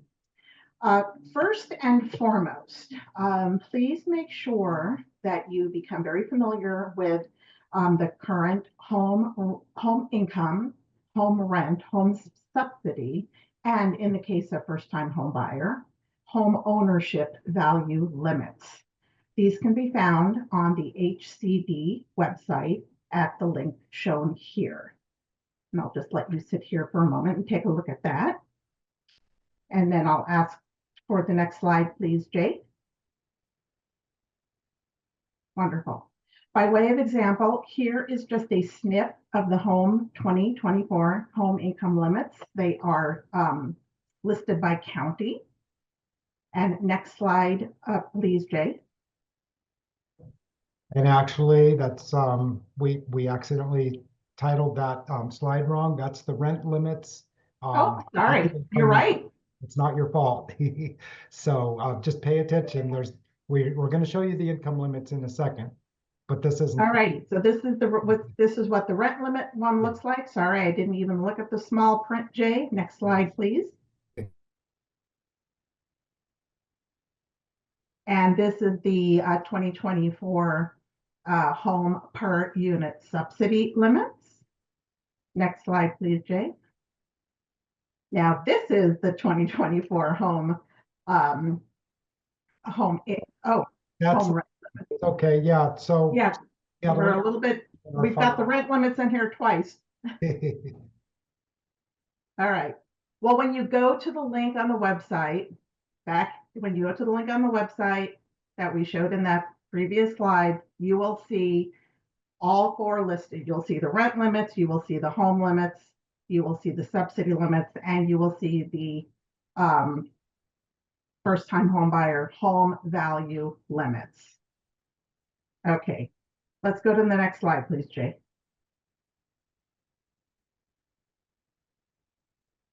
All right, moving on.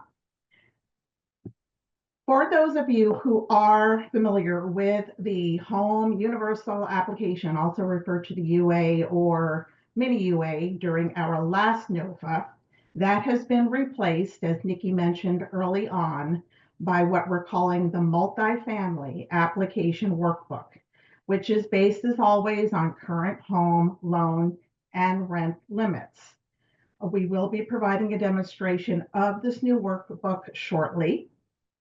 As in prior home NOFAs, you will also want to refer to, as has been mentioned earlier, the Home Rental Project Supplement, Appendix D, in addition to the NOFA itself, as well as HCD's Uniform Multifamily Regulations, which are commonly referred to as UMRs, as well as all applicable state and federal home regulations. Next slide, please, Jay. Next, I'd like to spend a little time discussing how to determine the maximum loan amount for which you can apply through a process that we call subsidy layering analysis. The maximum home funds allowed for a project is the lesser amount as determined by performing the following 3 tests up to the current maximum home NOFA limit of $4.5 million. The first test is the ratio test. The ratio test is the ratio of home funds you are requesting to the total eligible development costs. The ratio of home funds requested to the total eligible development costs cannot exceed the ratio of the home units to the total number of units in the project. Otherwise, home would be subsidizing non-home assisted units, and that is not allowed. The next test is the home subsidy per home assisted unit test. The amount of home funds requested, up to 4.5 million, cannot exceed the total of the home assisted units times their respective per unit subsidy limit that you found on our website for the current year. Then the third and final test is the cost allocation method. The amount of home funds requested cannot exceed the ratio of home square footage to total square footage in the project times your total development costs. Otherwise, home would be subsidizing construction costs of non-home assisted units, and that is not allowed. This is a lot to remember. Do not worry, you don't have to remember this. As part of the application process, you complete a worksheet that very clearly walks you through and takes you through these calculations. Next slide, please, Jake. I referenced the new, as of this year, NOFA multifamily application workbook, replacing the UA or the mini UA or the universal application. The next 2 slides merely list the several tabs that you will want to work your way through in completing your application. So this first slide just shows basically the first half of that workbook that Joe is going to demonstrate. And next slide, please, shows the remaining tabs of that workbook that you will work yourself through on the workbook when you complete the application. And next slide, please. At this point, before I proceed any further, I'm going to turn the presentation over to Joe McNicholas, and he's actually going to give you a live demonstration of the multifamily application workbook since it is new. So take it away, Joe. So Joe, are you ready for me to stop sharing so that you can Yes, see me? Okay, thank you. you bet.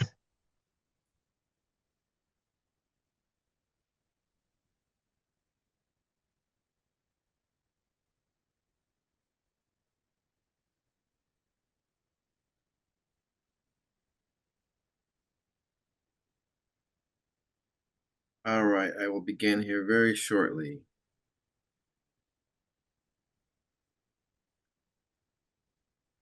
And Joe, I'll confirm with you once we're all seeing your shared Yeah. screen.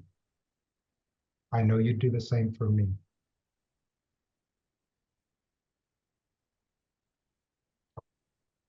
There we go. Here it comes. Thank you. There we go. You're in business. Yeah. Good afternoon. My name is Joe McNicholas, and I'll be presenting the eCivis solicitation portal along with the new Home 2024 NOFA multifamily application workbook. My presentation will consist of a slideshow as well as a live demonstration of the new workbook. The first step in accessing eCivis is to set up an account.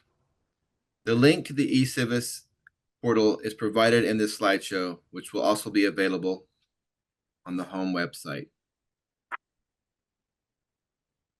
Once you selected the eCivis link, you'll need to create an eCivis account.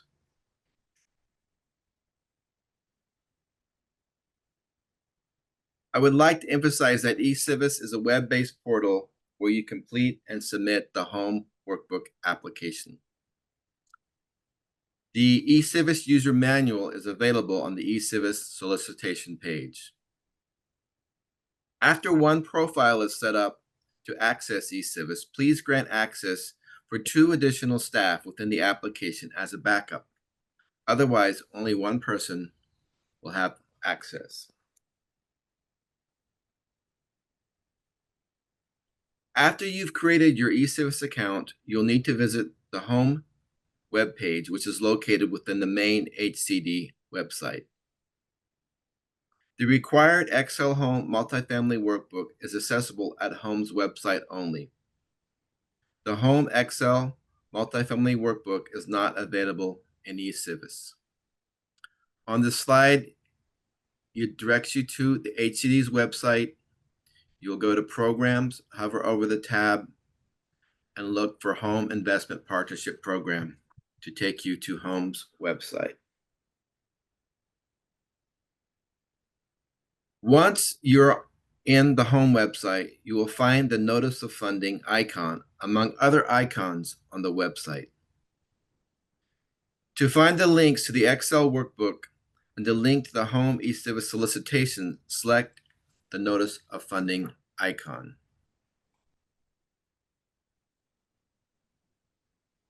Download the Home 2024 NOFA Multifamily Application Workbook, which is only available on the Home website. Although the 2024 Home NOFA has 5 different solicitations, there is only one workbook. The Excel workbook, which you will download, will support the 5 solicitations. In summary, one workbook for the 5 solicitation options. Also, by selecting the eCivis Grants Management link within the Notice of Funding option, you will be taken into eCivis. Once you're inside eCivis, you will find the 5 solicitation options listed on this slide. You don't notice there's a travel rental new construction and a travel first home buyer solicitation. Again, the Excel workbook will support any of these options you choose within eCivis. Now I'll be showing you a live demonstration of the new workbook.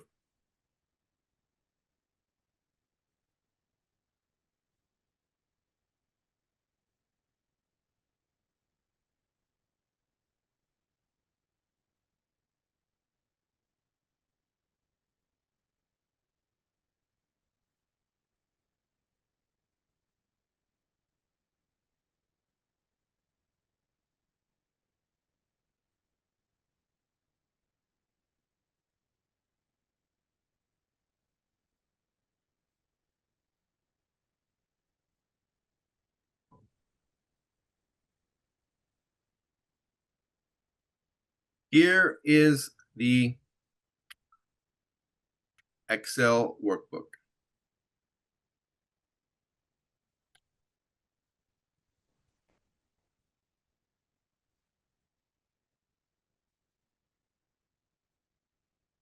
Once you've downloaded the home workbook, there will be an Enable Content or Enable Macros button at the top of the workbook.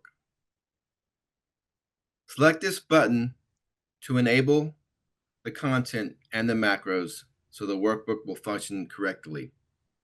As you see here, after I've selected the button, it is activating the macros. You will notice the tabs or selections on the workbook along the bottom. You will need to complete these tabs in order from left to right. For example, home cover page, project overview, unit mix contact list.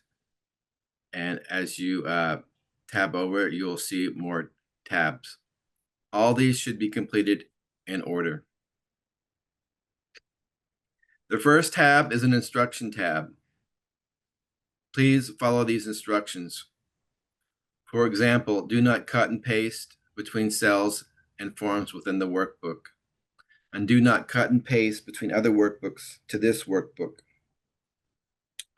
For example, if you have a team completing your workbook where one person is working on the unit mix and someone else is doing budget, you would not, they all need to be working on the same workbook. You would not cut and paste the development sources from one workbook to another workbook, as this may pick up hidden formulas and cause the macros not to function.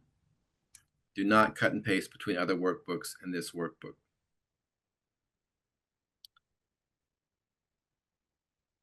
So the next is the cover page.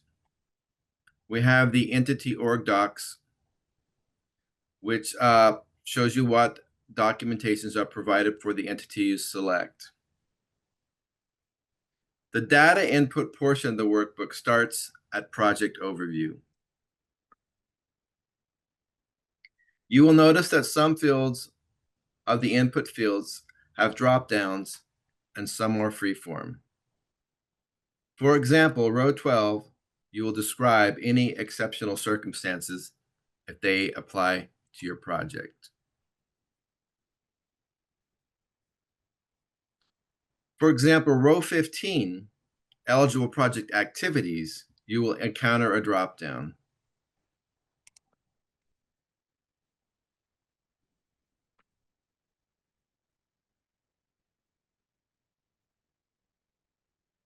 For row 17, you will enter the county.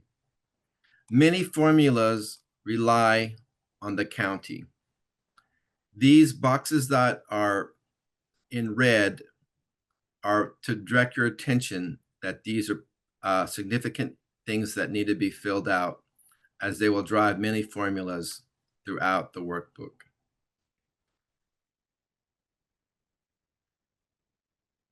I would like to demonstrate that additional sections of the workbook will open up based on how the preceding question was answered.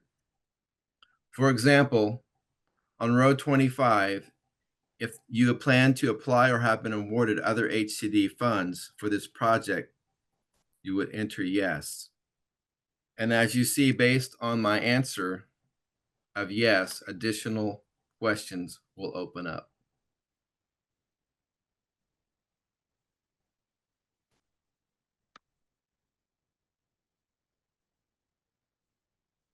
This will take a minute here.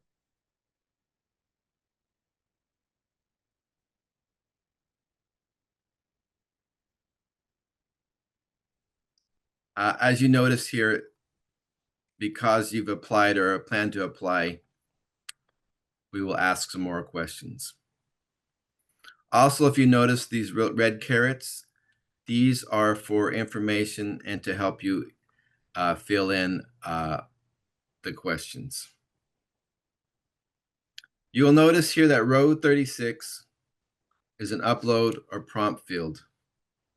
This is to alert you that once in eCivis, which I'll demonstrate later, you will need to upload a document.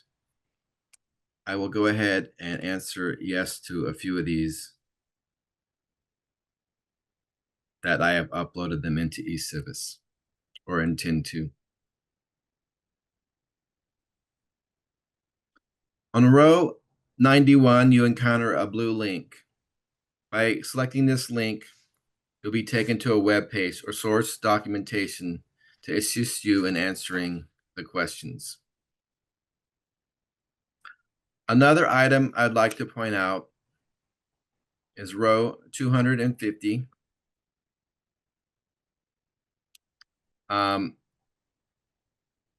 Again, these have additional, if you have questions, there are more red carets to direct you or help assist you in answering the questions.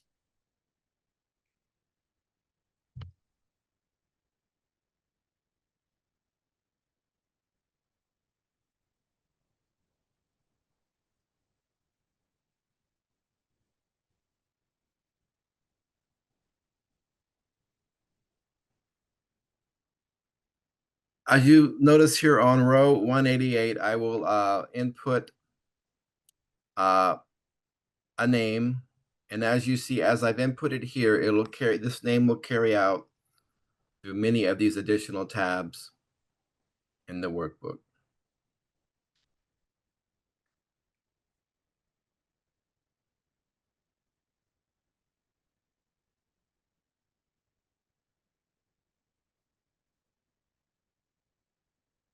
At the bottom of the workbook is a project milestone section, which you will need to complete.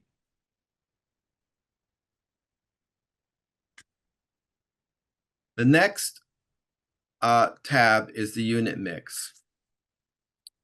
Here I will demonstrate entering some numbers in the unit mix,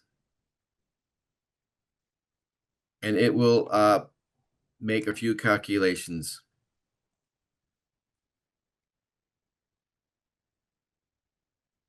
As you notice over here, these numbers that I've entered, it's giving me a potential maximum home loan or grant amount that you may be eligible for. I would like to also emphasize the importance of entering the information on these tabs in order. For example, if I had not put in the county here,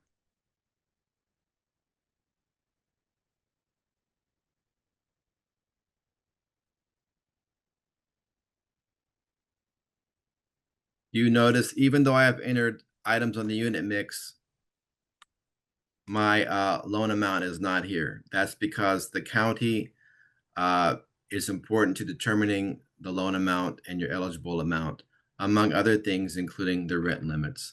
So I'll return back and enter the county.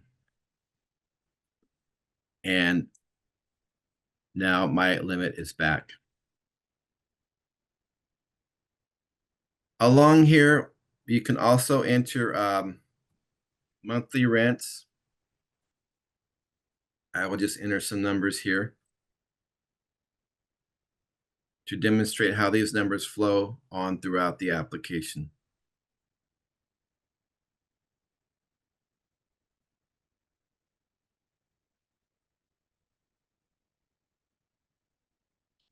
As you notice here, I've gone to the next tab, and that's the contact list, and items that I've entered previously have carried over. As you can see, this field has carried over. Other items will remain in orange, which you will need to complete. The next tab is development sources. For example, I will enter a bank here and say it's committed. And under perm, I will enter another bank. And you will see again how, going in order, these items will continue to carry over throughout the workbook.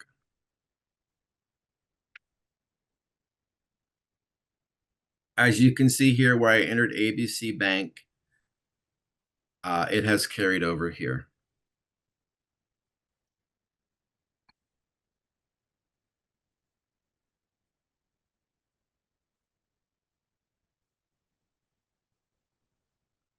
On the operating budget, as we continue through the workbook, you will notice this is where you would enter expenses. On every line item, there is a comment section. For example, under other, if you enter an amount here, please explain what the other expense is. Do not just simply state other without an explanation.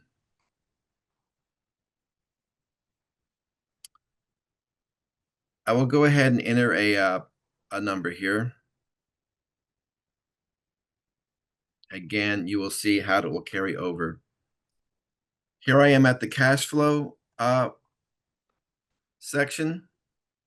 And as we complete the budgets, the unit mix and so forth, you'll notice these numbers carry over.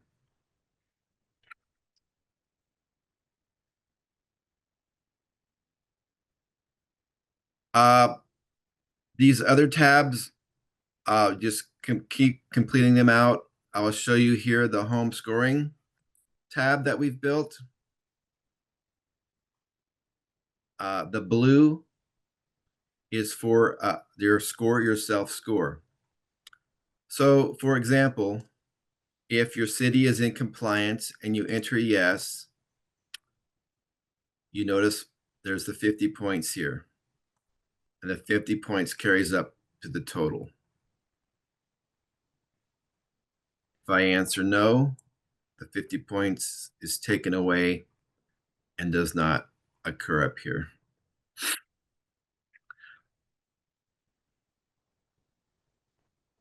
Another item I'd like to point out is please complete all the orange tabs completely to get the correct score.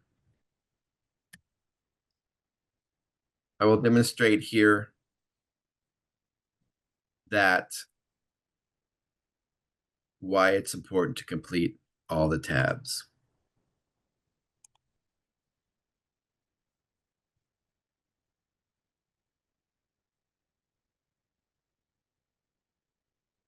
Notice I've completed the tabs and the score will occur. If you notice, if I complete a date that's outside the 7 years,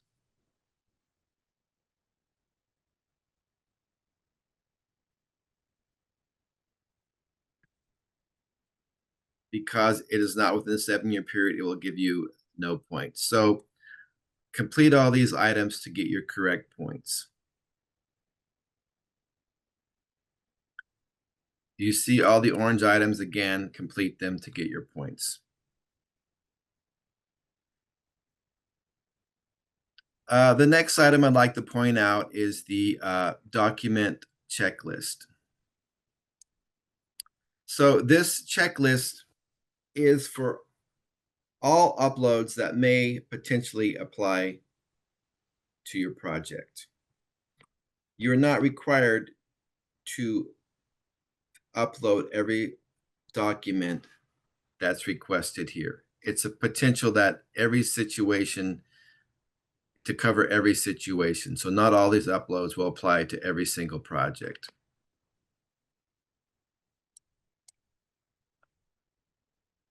Now I would like, so once you've completed this, you would need to go back and just basically double check your work. And at this time, once this entire workbook is complete, all the formulas will function and you will have a completed workbook.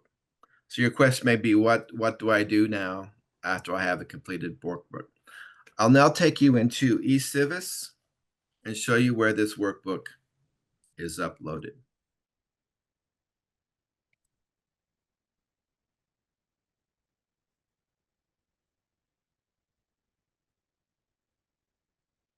Here I am in the eCivis portal. Simply, you would create your profile.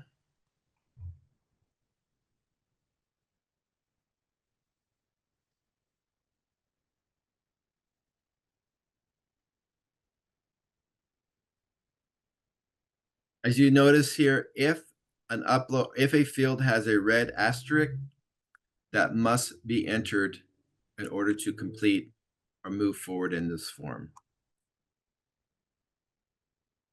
I've created my profile.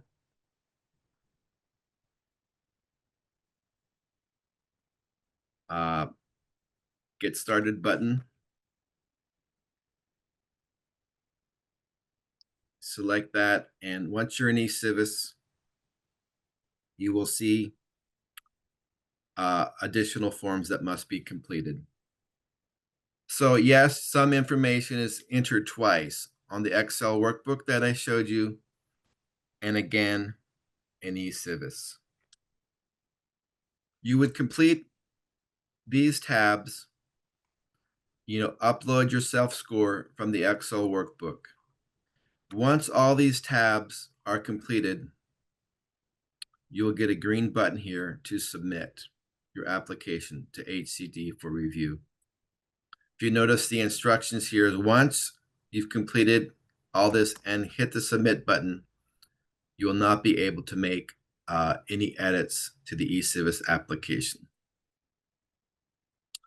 A quick demonstration here of where you would upload the Excel workbook among any other items such as an appraisal, the title, the market survey. They're all located here within eCivis. Here is the Home 2024 NOFA Multifamily Application Workbook, where we would upload the Excel workbook, which I just showed you previously. Let me return back to the slideshow to wrap up my presentation.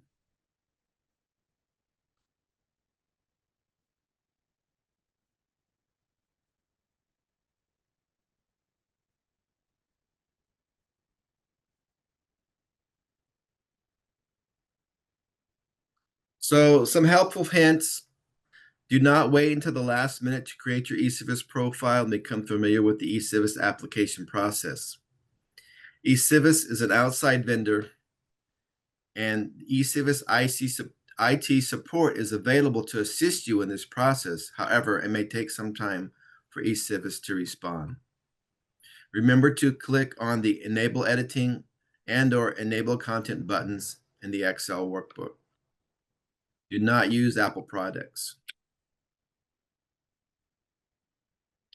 Again, do not copy and paste within the workbook or copy and paste from other workbooks into the Excel workbook. Altering the workbook or manipulating Excel formulas will invalidate the application. Ensure you are submitting all required documents. Applications must be complete for the department to perform its thorough review. Complete the application to minimize error messages. That concludes my Excel workbook demonstration and eCivis demonstration. I would like to return it back to Francesca to continue the slideshow. Thank you, Joe. That was wonderful. We all learned something from that because this is new for all of us. So thank you. And just to repeat some cautionary tales that Joe mentioned during his presentation. Please make sure, as Joe reiterated, complete each of the tabs fully and complete them in order. Overwriting formulas and cells should not be an issue any further in this multifamily application workbook. And again, as Joe reiterated, make sure that you upload your completed application and all supporting documents requested in the NOFA and the supplement and Appendix D, etc., through the eCivis portal before 5 o'clock on the deadline. And don't leave it to the last minute, please. Next slide, please.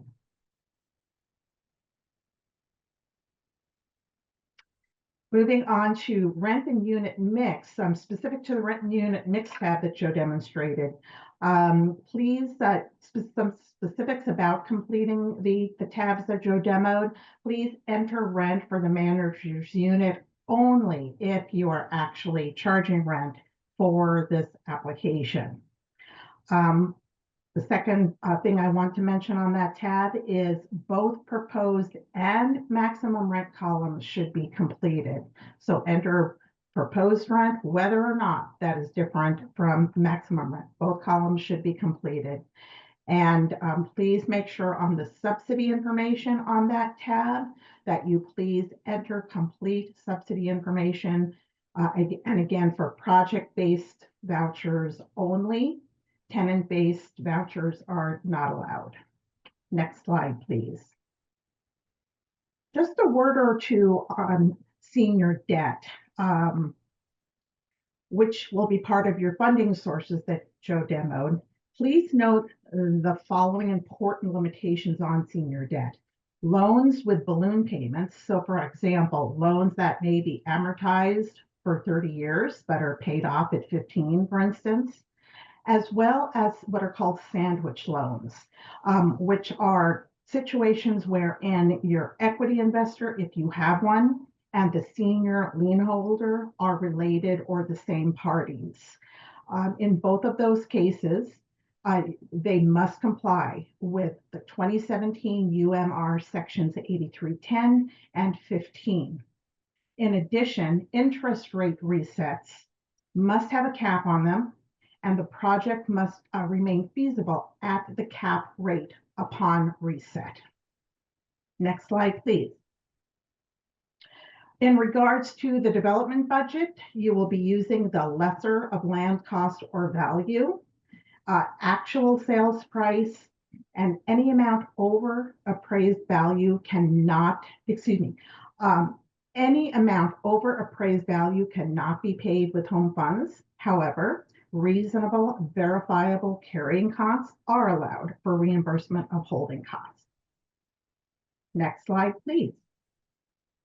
Again, on the development budget, please also make sure to allocate costs to the following items if they are applicable to your application. So if your phase 1 required any environmental remediation, make sure to include the cost of that on your development budget.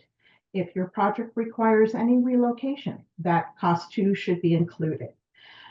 Joe mentioned the fact that there are comment sections available, comment lines available throughout. Please use them liberally. And wherever you see other lines, if you use those other lines in your development budget or your operating budget for that matter, please use comment sections to specify what those other costs are. And then of note, you will want to make sure that your contractor overhead, profit and general requirements do not exceed 14% of construction costs as defined by TCAC. Next slide, please. There are also construction contingency minimums that are required as follows. So on new construction, you must provide a construction contingency of at least 5% of total construction costs, excluding contractor liability insurance. And for rehab and conversion projects, that number increases to 10%. You must provide for a construction contingency of at least 10% of total construction costs, excluding contractor liability insurance. Next slide, please. Replacement reserves are also required. This is part of the operating budget. Capitalized replacement reserves are not permitted as part of the development budget for rental new construction, unless required by another funding source, in which case that must be documented in your application. More on replacement reserves to come when we get to the operating budget. Next slide, please. For projects using project-based vouchers, subsidies, a transition reserve is required to prevent tenant displacement in the event that subsidies are not renewed, typically after the first 20 years. To meet this requirement, you may participate in a pooled transition reserve, which was recently implemented, which is calculated at 15% of year one projected subsidy income. Please note that your home funds cannot be used to capitalize this reserve, however, and please refer to the memo referenced here for more information. Next slide, please. In regard to the operating budget, as referenced earlier, replacement reserves are required on all rental new construction and rental rehab projects. We are in the process of confirming if this is or is not a requirement of rental acquisition, so stay tuned for that. In the case of rental new construction, the reserve amount is equal to 0.6% of estimated construction costs, or $500 per unit, whichever is less. In the case of rental rehab, that amount shall be consistent with the long-term needs that are identified in your physical needs assessment, or PNA, required for all rental rehab, or $500 per unit. Next slide, please. Please make sure to, on the operating budget, include all required payments on your operating budget, including but not limited to mandatory debt service, of course. And one item that is oftentimes overlooked is the 0.42% annual payment that is required for most HCD, although not all, but for most HCD programs such as MHP, etc. And make sure to list all bond and other servicing fees, etc. under miscellaneous financial expenses, and of course include a comment of what those miscellaneous financial expenses are. Next slide, please. Earlier in the presentation, we showed a picture of current home monitoring fees. Just a reminder, home monitoring fees are not required for Native American entity projects during the state period of affordability, so you get a pass on this one. Next slide, please. On the cash flow analysis tab, again, so much of this is hard-coded now into the workbook, but you know, it's very important that none of our formulas or trending formulas are changed. Important to note, first year debt service on your cash flow analysis worksheet, the debt service coverage ratio, also referred to as the SCR, must be between 1.1 and 1.2 in year one. There are some exceptions to that, but they are few and far between. So that is really what you should be looking for and what we will be looking for, at least initially. If that debt service coverage ratio does exceed 1.2, cash flow, excess cash flow when all other obligations are paid must not exceed 12% of your operating expenses. And you must demonstrate positive cash flow at least above 1.0 for all 20 years. On state programs, it's 15, but on federal programs, it's 20. So it's important that you look beyond that 15 years to a full 20. I think we can probably, in the interest of time,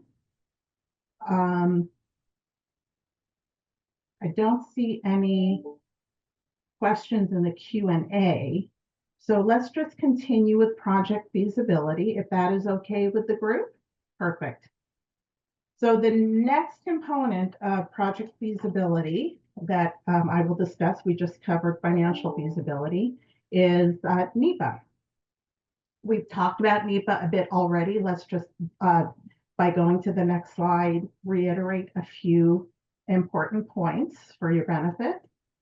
A very important component of project feasibility is this NEPA environmental review. We did discuss NEPA earlier in the threshold section of the presentation, as well as I believe in the point scoring presentation, but there are some points that are worth re-emphasizing here.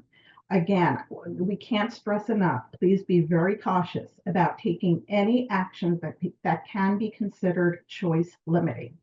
Choice limiting actions are addressed in 24 CFR section 5822. Become really familiar with that section, which states in short, upon contemplation, of federal funds. And when I say contemplation, I mean upon application for federal funds, there is a prohibition against any activity that would have an adverse effect on the environment or limit the choices of reasonable alternatives should you not be granted an authority to use grant funds. So moving to the next slide, what does that mean? What that means is from the date that you submit your application, which is considered the date of contemplating the use of funds, until the date you receive your authority to use grant funds or your AGUF, all activity, including involving the project and the site, must stop. This limitation applies to a very broad range of activities, some of which you might not even think of off the top of your head. That can include both buyer and seller, not just the land itself. So it's very important before doing anything, once you've submitted that application, before taking any activity, consult with your home representative. It may, just one example might be, if you extend a purchase contract that had expired once you've submitted your application, and you extend that purchase contract after the expiration date, after you've already applied, that is a choice limiting action, and that could prevent your application from moving forward. So it's always best to submit that question to the Home NOFA inbox if you have any doubt. Next slide. And as was also said earlier on, allow sufficient time to complete this process. It can be a very lengthy process. Mitigation may be required, which could prolong that process, and a reminder to include the cost of that mitigation in your development budget. And also another reminder that actions taken by the seller or the buyer can trigger a CLA. Final point is you do have to receive an authority to use grant funds or NEPA clearance for every HUD funding source, for every HCD funding source. So if you've received an AUGF or MHP, we can't accept that for home. We have to have an AUGF for home as well. Next slide, please. Moving on to relocation. Just recapping a few important points about relocation. Please become very familiar with the Uniform Relocation Act, or URA, as well as Section 104D of the HCD Act of 1974. Again, relocation being to prevent displacement of individuals or business concerns without having given them adequate notice and/or compensation. If relocation on your project is necessary, you must establish and document in your application, as was mentioned earlier, a date of initiation of negotiation or an ION, and make sure to include any relocation costs in your development budget. And again, this can pertain to rental new construction, rental rehab, etc. Next slide. If a relocation is required and triggered, again, repeating what was said earlier, you must include with your application a copy of the GIN, the General Information Notice, that you provided to all occupants at or prior to application date. You must provide a complete tenant notification list showing all the tenants have been notified, along with proof of delivery of those notices to those tenants, as well as that complete relocation plan produced no later than I believe that this slide says 2023. I believe it's 2024. The group will correct me, will confirm which one that is. All four of these items must be provided to receive the points. If relocation is not applicable, your application must clearly document why it is not applicable. I will also add at this point that a couple of things not included in this portion of the slide deck, but that are part of project feasibility. Your appraisal does get reviewed for certain parameters as well during the feasibility review process. So making sure you have a current appraisal accompanying your application, unless of course that land is donated, will be very important for feasibility, as well as in all cases except for first-time home buyer, your market study also gets reviewed in depth, in detail, for feasibility as well. So make sure that you provide a current market study provided by a qualified market study preparer. And then finally, in concluding my section, please be aware of other federal overlays with which you will have to conform, including but not limited to things like labor standards such as Davis-Bacon, which applies to projects with 12 or more home units, as well as Section 3. There are procurement standards pertaining to the RFQ and the RFP process for selecting an admin subcontractor. There are a variety of EEOC regulations, equal employment opportunity regulations pertaining to such things as affirmative marketing, affirmative fair housing, and the active solicitation of what we call MeBe/WeBe subcontractors, which are minority-owned businesses and women-owned businesses, as well as the Violence Against Women's Act, known as VAWA, and single audit reporting, which was discussed earlier. Again, because we are a federally funded program, not state funded, there are many federal overlays to which you must adhere, and these are most of the major ones you'll need to concern yourself with. At this point, we are at a point to either take questions, or depending upon the group's feeling, I still don't see any questions in the Q&A, we could go directly into first-time homebuyer projects, which will be presented to you by Soledad Sandoval. Okay, good afternoon again. I don't see any questions in the quick Q&A, so I'm going to go ahead and move forward and just very briefly present the first-time home buyers. We've pretty much discussed everything that you need to know about projects throughout, threshold scoring and so forth, essentially the same. So I'm only going to go over the few items that are not the same on a first-time home buyer project that from the others we've discussed to now. So next slide, please. Okay, just a few things. For the first-time home buyers, the home loan is made directly to the homeowner, the home buyer, and it is essentially a second loan to cover the difference, the necessary gap financing that a homeowner may require to be able to afford their home. But we do require a first lender, and the home loan would go into second position as gap financing or second loan. It's a simple interest loan, which accrues interest for the first 10 years, and then interest may be forgiven. Interest is forgiven on a 10% interest deduction annually starting on year 11 of the loan term.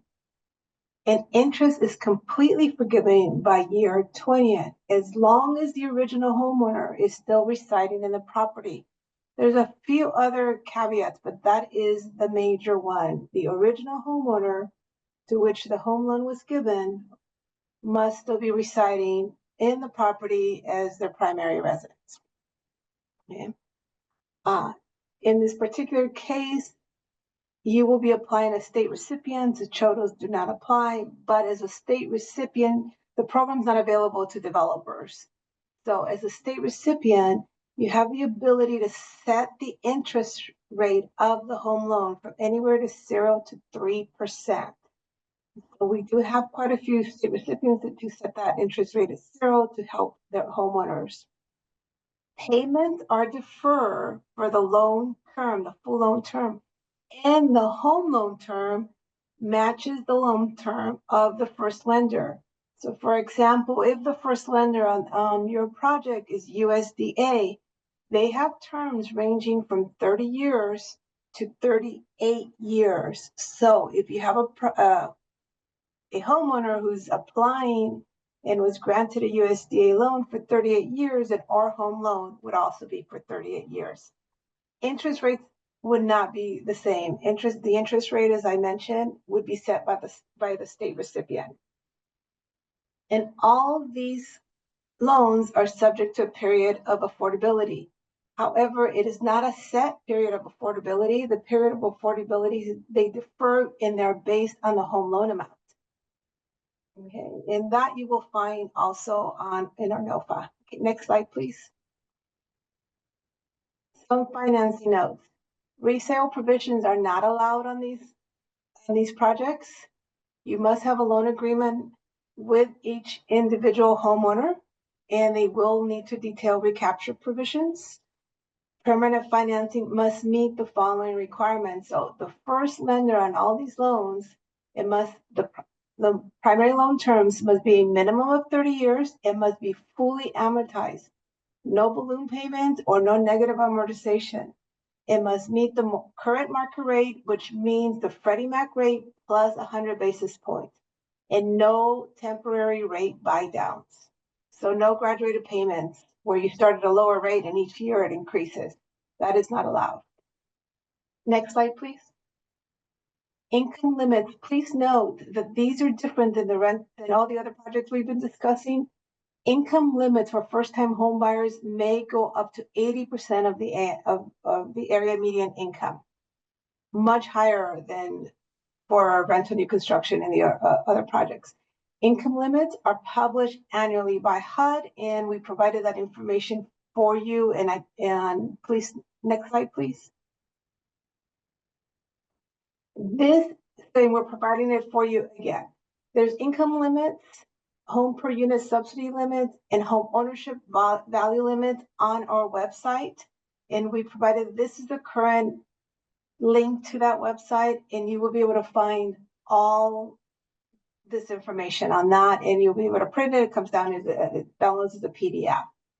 Next slide, please. I'm going to go ahead and finish this because these are our last two slides, and I'm here for any technical assistance consultations. We are more than happy to help you at any time. And please do take advantage. We have about 8 months for your application period, and we are going to be able to work with you. If you have any questions, just please email them to the Home NOFA email box, which is homenofa@hcd.ca.gov. Reschedule, and you all are also able to schedule an appointment with us if you want to, like a Zoom meeting or a Teams meeting. Okay, next slide, please. Again, all NOFA inquiries and all our contacts, please we just give you this information over and over again because we really, really do want you to use it and contact us with any questions you may have. So I am going to move on to the thank you, and thank you all for attending our seminar. I'm going to pass it back to Jay or Nikki, see if they have any last words for you all. But again, thank you very much for attending our seminar. So this is Nikki. I'm always unsure whether or not you can hear me, but I hope you can. I just want to say, okay, great, thank you. I just wanted to tell you all thank you for attending this webinar. I know that some of the information is a lot, and so I just want to leave you with some final comments that if there are things that you heard in this webinar that you find that could be problematic, remember to reach out and we will talk you through what the process is, either to submit an AB 1010 waiver request or how to complete your application form so that we can fund some projects to utilize the target funding that we have for you. We are looking forward to doing a lot more work with our Native American partners. It's unfortunate that our allocation is considerably smaller than it has been in past years, but that's beyond our control.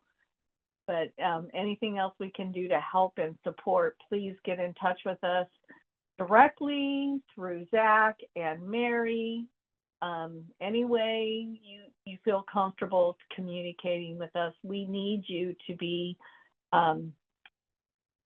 reaching out for us to know what your issues are so that we can help you solve them and make your application successful. And if there's nothing else, again, thank you for the presenters for this webinar. The staff put a lot of work into the PowerPoint slides. The recording and the PowerPoint slides will be uploaded to HCD's website. It does take a few days for these to actually get up there and posted. There's a process that we have to go through. In the meantime, If you need them, you can always reach out to Jay Cortez through the home program NOFA inbox, and he can send them out directly to you. Thank you again. We hope that you found this informative, and we're happy to spend our afternoons with you. Thank you so much, everybody. I will be ending this webinar now. Have a great day.